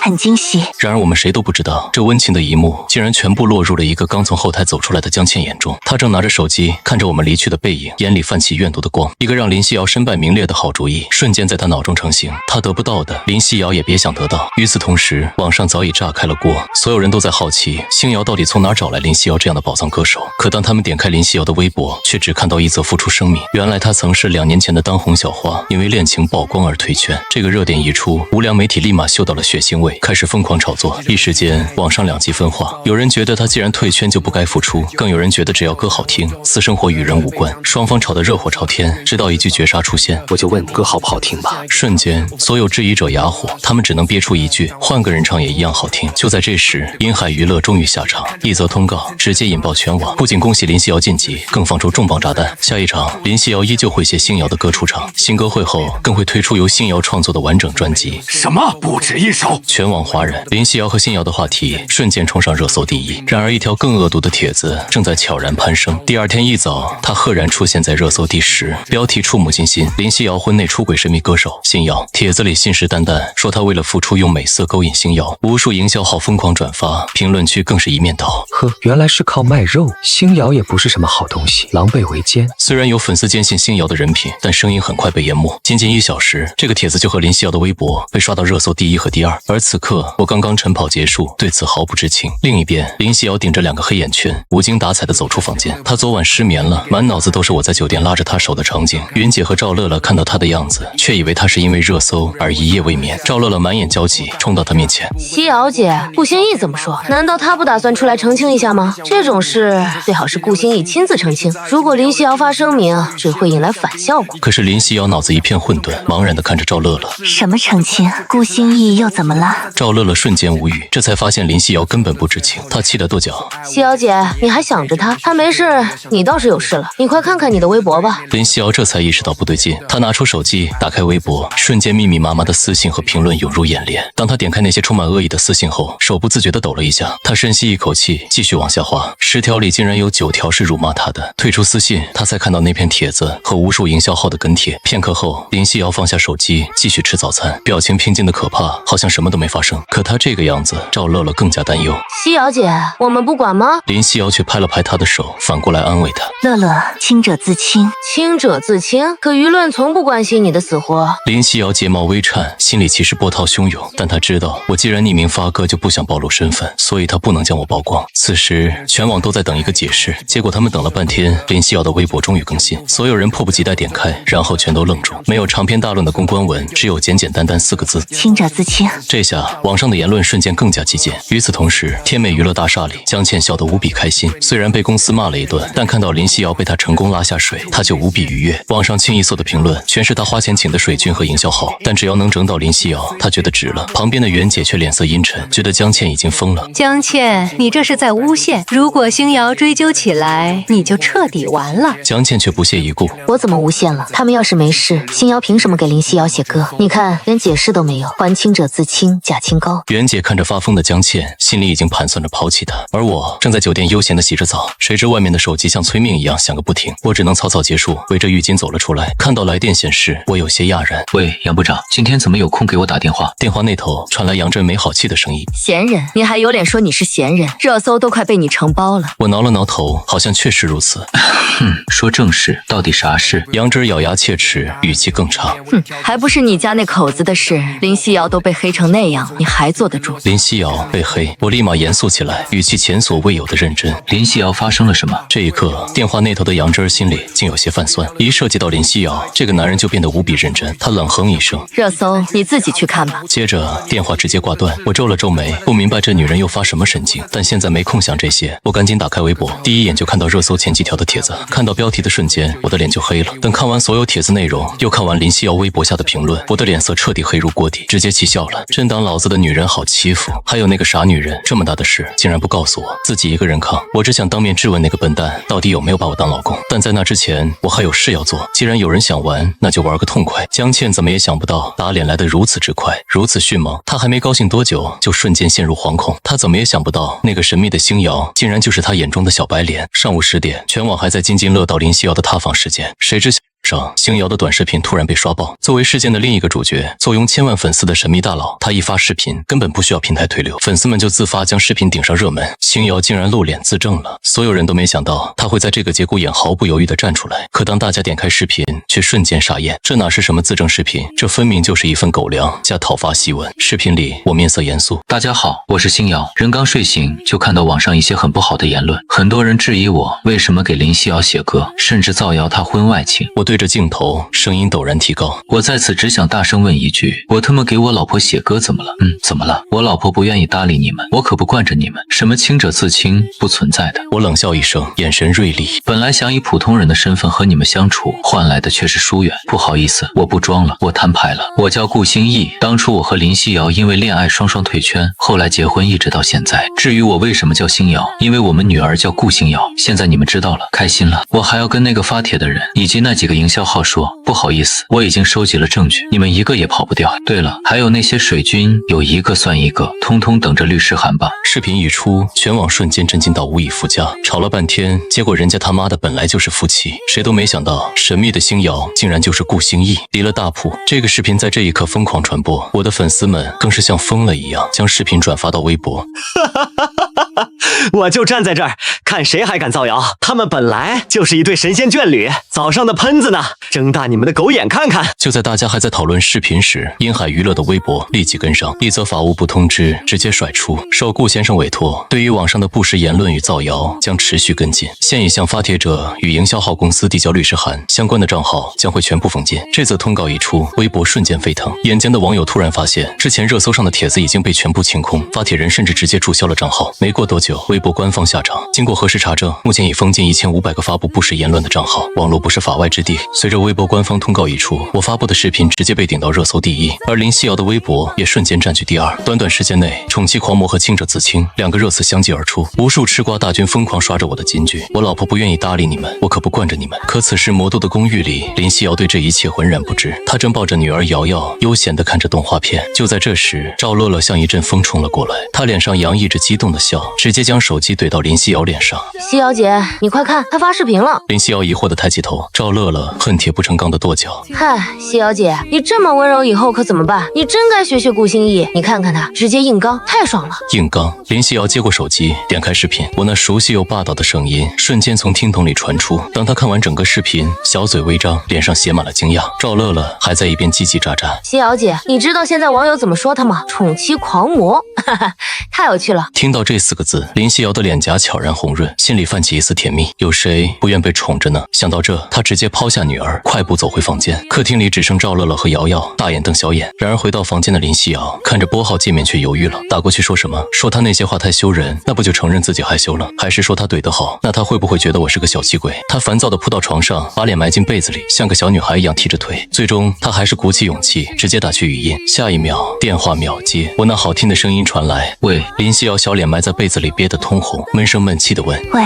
你现在在干什么？谁知等来的不是回答，而是我的嘲笑声。呵，你在干嘛？表演用被子闷死自己吗？林夕瑶惊呼一声，猛地抬起通红的小脸，一脸惊慌。她怎么知道我在做什么？直到她看到手机界面，这才猛然惊醒，自己不小心点的竟然是视频通话。大大的社死2字瞬间写在脸上。林夕瑶微张着小嘴，当场石化，茫然地看着视频那头的我，而我摸了摸鼻子，心想这样的她意外的可爱。下一秒，林夕瑶嘤咛一声，又像鸵鸟般将脸埋进被子里，再也不愿起来。丢死人了！沉闷的声音从被子中传来。你不许笑！我终于识趣的停止笑声。好，我不笑，我刚准备出门去公寓，你要来接我吗？那你在那儿等我。林夕瑶这才抬头，一双水汪汪的杏仁眼盯着屏幕，俏脸依旧红润。她没问我为什么发那个视频，有些事似乎已无需多问，只是她没问，我却主动开口，语气瞬间严肃。不过有些话我还是要说。林夕瑶，你都被黑成什么样了，为什么不告诉我？你到底把我当什么了？林夕瑶沉默了，我问她把我当什么，她竟然也有些茫然。可下一秒，她就得到了答案，是喜欢。她喜欢改变后的我，喜欢我小心翼翼照顾他们母女的样子。只是过往的经历让她不敢轻易敞开心扉。然而我等到的却是长久的沉默。紧接着，我失落的声音再次响起：不说也没关系，我在楼下，你来接我吧。视频猛然挂断，林夕瑶这才回过神，想起我刚刚的语气，她的心突然如针扎般刺痛。自己让她失望了吗？她猛地从床上爬起，只想快点见到我，脚步也跟着飞快地冲向门外。外。我上了车，情绪却没什么波动，只是静静看向窗外。然而林夕瑶没有发动车子，反而转过身，紧紧盯着我的侧脸。她深吸几口气，终于开口：顾心意，对不起。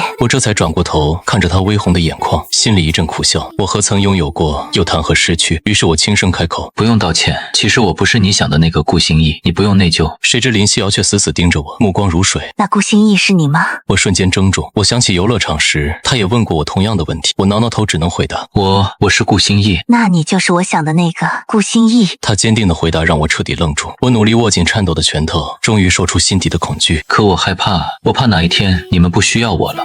顾心意。林夕瑶突然打断我的话，满眼都是心疼。她用力握住我颤抖的手，轻轻靠在我身上，一字一句的宣告：你是瑶瑶她爸，也是我老公，不管发生什么事，我们都不会离开你。最重要的是你在我们身边。娇躯入怀，温言软语，我瞬间得到了想要的答案。拥着她，我突然笑了。从此再没什么能动摇我的道心。片刻之后，林夕瑶不好意思地从我怀里窜出，我却只是带着傻笑。她风情万种地瞥了我一眼，也扑哧笑出声。这个傻子真好满足。车子缓缓驶离，两个人的心境已然天翻覆地。与此同时，天美娱乐公寓内，不可能，星瑶怎么会是顾星逸那个小白脸？江倩如疯了一样，一把扫飞桌上所有化妆品，刺耳的碎裂声中，她还嫌不够，上前用脚狠狠踩着。而与化妆品一同报废的，还有一份英海娱乐寄来的律师函，她被扒出来了。那个发帖人见到事情不对，立刻把他这个主谋供了出来。如今公司已经勒令他休息，他知道自己完了。不远处的袁姐幸灾乐祸地看着。果然，顾星逸就是星瑶，这隐藏的也太深了。他忍不住暗叹，谁能想到2年前那个谁都看不起的小白脸，如今竟露出了獠牙。林夕瑶的眼光是真的好啊！我不服，袁姐，手机给我。江倩喘着粗气，两眼血红，袁姐却只是冷冷瞥了他一眼，没好气地开口：你有什么不服的？唱歌你比得过人家吗？长相没人家好看，就连找男人都没人家会找，你有什么不服？袁姐的话像刀子一样扎进江倩心里，江倩猛地扭过头，死死地盯着她。袁姐却丝毫不惧：我说错了，等你被关进去，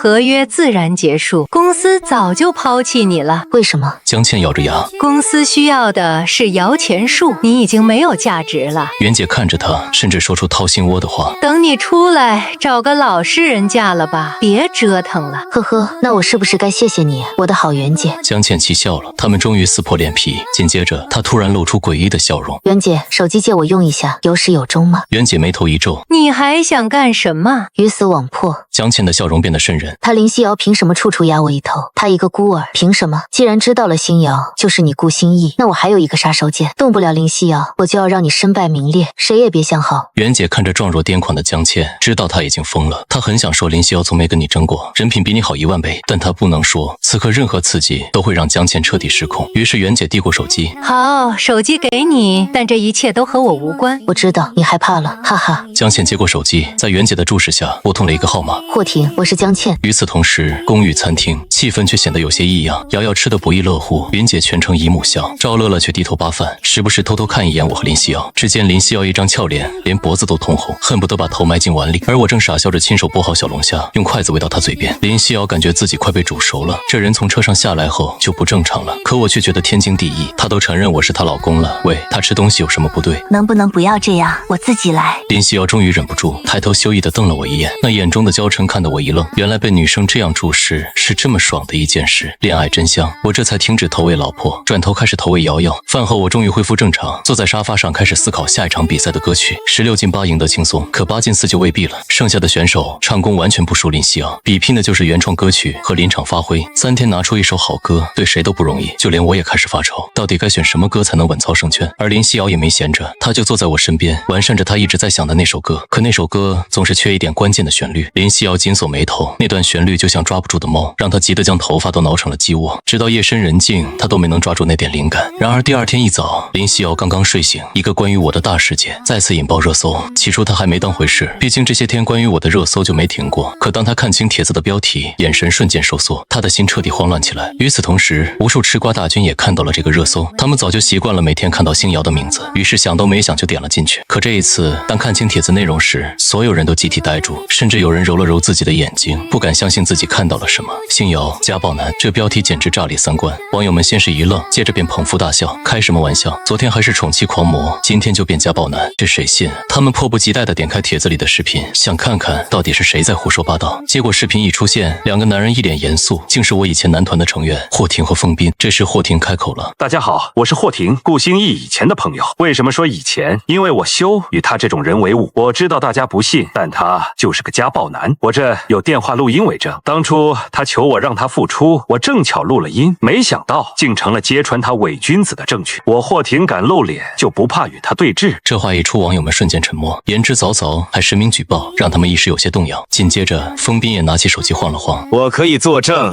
霍廷说的都是真的。现在就让大家听听当初的录音。”说完，他直接点开了播放，网友们瞬间竖起了耳朵，只听见我的声音从手机里传出：“霍哥，您看我还能回去公司吗？”霍廷淡淡的声音响起：“你都娶了当红小花了，还想那么多干什么？”下一秒，我的声音再次传来，带着一丝轻佻：“女人嘛，就如衣服一般，还是事业重要。那你想复出，林夕瑶能给吗？”录音里我笑了一声，说出了一句让全网炸裂的话：“不瞒您说，这个家我说一不二，他敢不给打一顿就好了。女人嘛，就不能惯着她。”录音到此结束，可全网的怒火却彻底爆开。恶心，这还是个男人吗？就会欺负自家女人？不仅女网友化身战神狂喷，就连男同胞都义愤填膺。紧接着视频里霍廷一脸愤怒的继续补刀：“大家都听到了吧？这就是你们口中的宠妻狂魔。我霍廷与这种家暴男势不两立。”视频戛然而止，但评论区早已沦陷。老子真是瞎了眼才会喜欢这种人。听到录音我吐了，顾星逸背地里到底有多肮脏？我的瞬间被冲烂，无数人让我滚出来说话，而此刻我正静静看着手机，听着那段录音，熟悉的恶心感再次上涌。我冲进卫生间开始呕吐，仿佛一瞬间我又回到了当初那个压抑的深渊。那些事都是实实在在发生过，我无法反驳。林夕瑶曾经受的伤只会更多。电话疯狂响起，我却看都没看。第一次选择了逃避，把自己死死蒙进被子里，仿佛这样就能好受一点。我难受的不是被骂，而是那些记忆再次涌上心头。林夕瑶和瑶瑶受的苦又清晰浮现在眼前，我才发现自己原来从未原谅过自己，即便我无时无刻不在弥补，也改变不了曾经的事实。与此同时，一人公寓里，林夕瑶正焦急地一遍遍拨打我的电话。看到帖子后，她无比担心，没人比她更了解现在的我。她看着我的变化，看着我一点点的赎罪，她都懂。过去的事，她早已不在意，可她知道现在的我肯定无法原谅自己。身边的云姐和赵乐乐满脸心疼，既气愤又不知所措。电话依旧打不通，我就像人间蒸发。林夕瑶的心瞬间揪紧，怀里的瑶瑶抬起头：“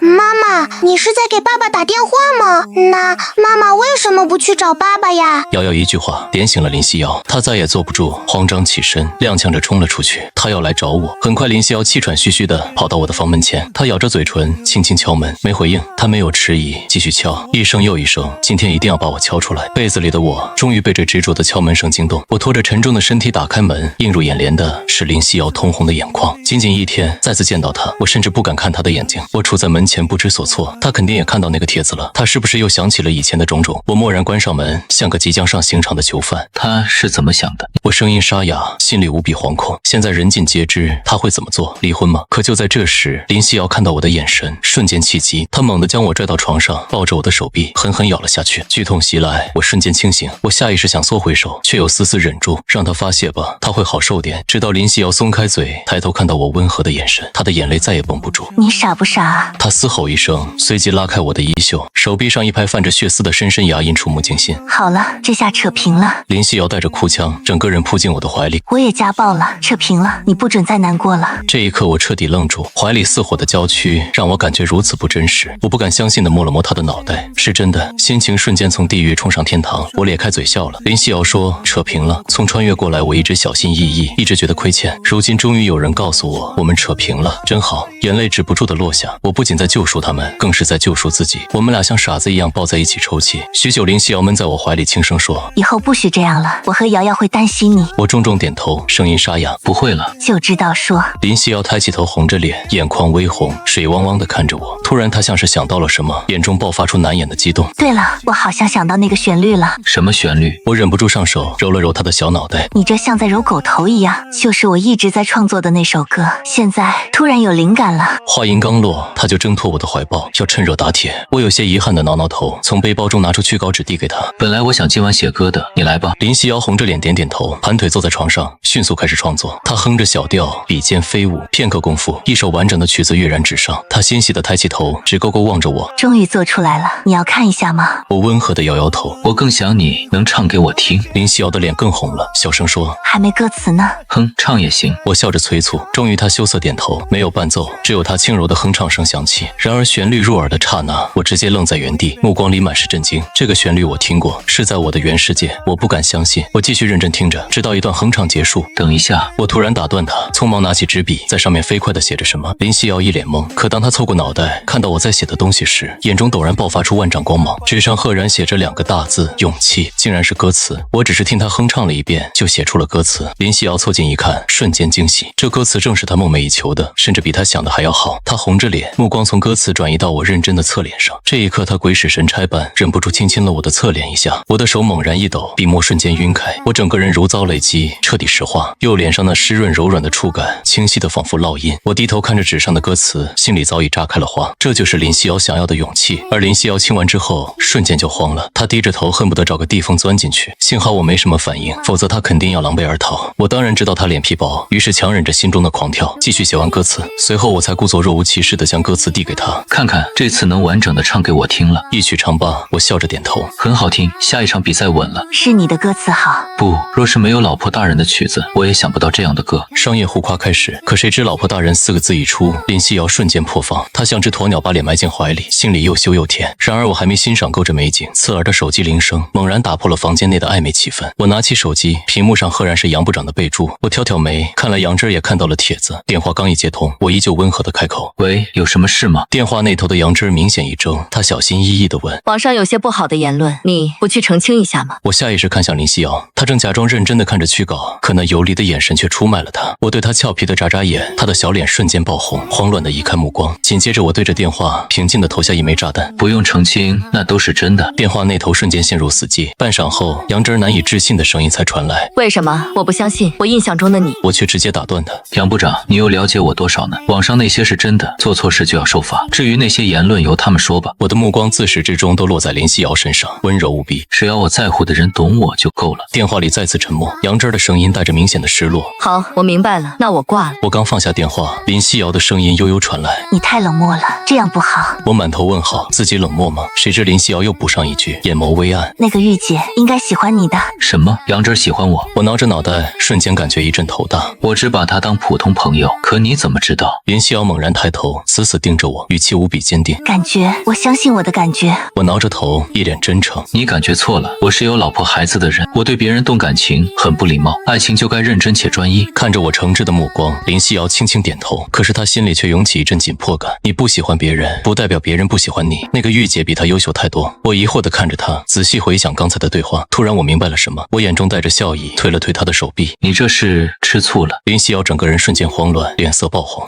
没有。声音虽大，反应更大。破案了就是吃醋。我嘴角的笑意更浓，静静看她表演。谁知林夕瑶越掩饰越慌张，又羞又恼。终于她再也扛不住我的目光，摆烂似的将驱稿扔在床上。对，我就是吃醋了，谁让有那么一个大美女喜欢你？我的笑容越来越盛，下一秒我猛然俯身靠近她，声音充满蛊惑：那要不我给你盖个章，这样你是不是就不会吃醋了？我的脸凑得极近，呼吸都拍打在她脸上。林夕瑶的心跳瞬间如擂鼓，越跳越快，仿佛要从嗓子眼蹦出来。紧接着在我的注视下，她竟慢慢闭上眼睛，小嘴微微戳起。我心中一喜，闭上眼缓缓凑了上去。随后林夕瑶就要参加新歌会8进4的比赛了。此刻她正在银海娱乐练歌。我回到公寓，只有保姆云姐带着女儿瑶瑶在家。云姐对我的态度复杂，既感激我最近的改变和帮助，又记得我以前对林夕瑶的伤害。不过看到我如今对妻女的关爱，她也感到欣慰，并告知我林夕瑶正在公司。我闻言决定带着瑶瑶去探班，给老婆一个惊喜。此时网络上关于我的骂声依旧，网友们甚至成立了声讨群，期待林夕瑶能借此机会离婚。然而林夕瑶的微博却突然更新了一条置顶：今生得遇良人，何其幸神，君子改错，人皆养之，我心亦然。这2句话瞬间让网友们炸锅，纷纷猜测林夕瑶是否被控制。我带着瑶瑶来到银海娱乐，偶遇了也是参赛选手的程迪。程迪是林夕瑶的粉丝，见到我本人后觉得我和善可亲，还向我要了签名。随后我来到录音室，隔着玻璃看着认真唱歌的林夕瑶，眼中满是温柔。一曲终了，林夕瑶看到我们父女俩，惊喜万分，羞涩又甜蜜地喊了一声：老公。新歌会第2期比赛如期而至，热度空前。我带着瑶瑶低调来到现场，林夕瑶的对手是盛世娱乐的邵飞白。比赛开始始前，现场观众大声质问林夕瑶微博是否本人所发，是否被胁迫。林夕瑶目光坚定，看着台下的我，大声宣布：喜欢，我喜欢顾星逸，他很好，有些喜欢是命中注定。随后大屏幕显示歌名《勇气》，作词顾星逸，作曲林夕瑶。前奏响起，林夕瑶深情演唱，歌词直击人心。这赤裸裸的告白让全场观众和网友都麻了。原来这不是批斗会，是撒狗粮现场。一曲终了，舆论风向大转，大家纷纷祝福这对双向奔赴的恋人。最终林夕瑶以高票晋级4强。赛后殷海娱乐顺势发声，澄清我并未家暴，两人是双向奔赴。当晚我牵着林夕瑶的手在街头散步，我们像热恋情侣一样逛小吃街、看电影。在电影院里，我情不自禁偷亲了林夕瑶，惹得她羞涩不已。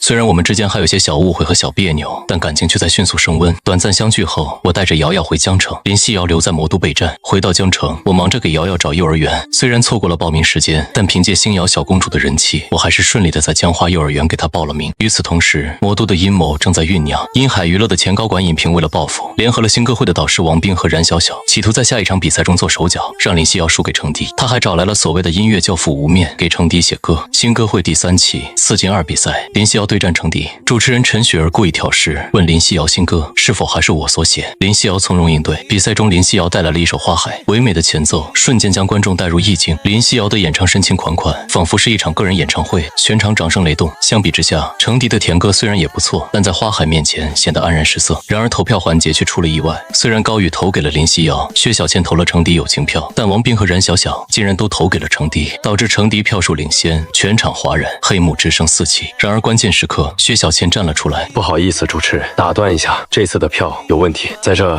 我要向林夕瑶、向观众们道歉。对不起，我之前得到殷海娱乐运营部长尹平的消息，他告诉我，程迪与夏夕瑶同属殷海娱乐，如果双方差距过大的话，让我投一票友情票给程迪，不要让他输得太难看。可是现在反而让程迪晋级了，我觉得我有责任。今天因为我的原因导致林夕瑶被淘汰，我辞去新歌会导师这个责任。程迪更是直接宣布弃权，表示林夕瑶的花海远胜自己。真相大白，节目组导演任超紧急救场，宣布重新投票，并剔除涉事导师。最终林夕瑶成功晋级。事后尹平被殷海娱乐开除，涉事导师也身败名裂，而吴面则因为自己的歌输给了我，心生怨恨，在微博上公然挑衅我，并下了战书，要在决赛中一决高下。吴面的挑衅引爆了网络，媒体大肆渲染新老对决，我也不甘示弱回应：你要战那便战。盛世娱乐趁机邀请吴面为决赛选手苗安云写歌。决赛第一场的关键词是悲惨恐怖，这对擅长此类风格的吴面来说是天赐良机，而对我来说则是全新挑战。林夕瑶为此忧心忡忡，我却显得胸有成竹。为了寻找灵感，林夕瑶甚至陪我看恐怖片，结果自己被吓得不轻，反倒促成了我们的亲密接触。第二天我拿出了新歌，决赛当晚万众瞩目，苗安云率先登场，演唱吴面创作的《爱变》。歌曲前半部分描绘癌症患者的痛苦，后半部分则是压抑的纯音乐，虽然有些晦涩，但艺术性极高。吴面对此自信满满。接着林夕瑶登场，她身穿大红嫁衣，头戴凤冠，妆容却凄美哀怨，眼神空洞。歌名渐缓缓打出，音乐响起，二胡、琵琶交织出悲凉的旋律。林夕瑶开口，戏腔惊艳全场。歌词描述的是一场冥婚，字字不提悲，却句句透着含义。随着歌曲推进，唢呐声骤然响起，将气氛推向高潮。那种深入骨髓的悲凉与恐惧，让全场观众头皮发麻。林夕瑶全程未眨眼的演绎，更是被网友奉为最美鬼新娘，空以压倒性的优势击败了癌变。林夕瑶以4-0的导师票和88的观众票大获全胜，吴面彻底溃败，兑现承诺放弃音乐教父称号并道歉。赛后我在场外等候林夕瑶，林夕瑶告诉我赵乐乐已经走了，自己没带公寓钥匙。我们心照不宣地来到了酒店，酒店房间里气氛暧昧而紧张。我洗澡出来，发现林夕瑶正在哭泣，她袒露心声，觉得自己配不上我，越靠近越害怕失去。我温柔地捧起她的脸，告诉她我以前也很自卑，是她给了我心动的感觉，这一切都是上天最好的安排。老天安排的最大吗？我的话让林夕瑶破涕为笑，我们紧紧相拥，终于在这一刻彻底明白了彼此的心意，两颗心毫无保留地贴在了一起。未来的路我们将携手共度，无论是风雨还是荣耀，都将共同面对。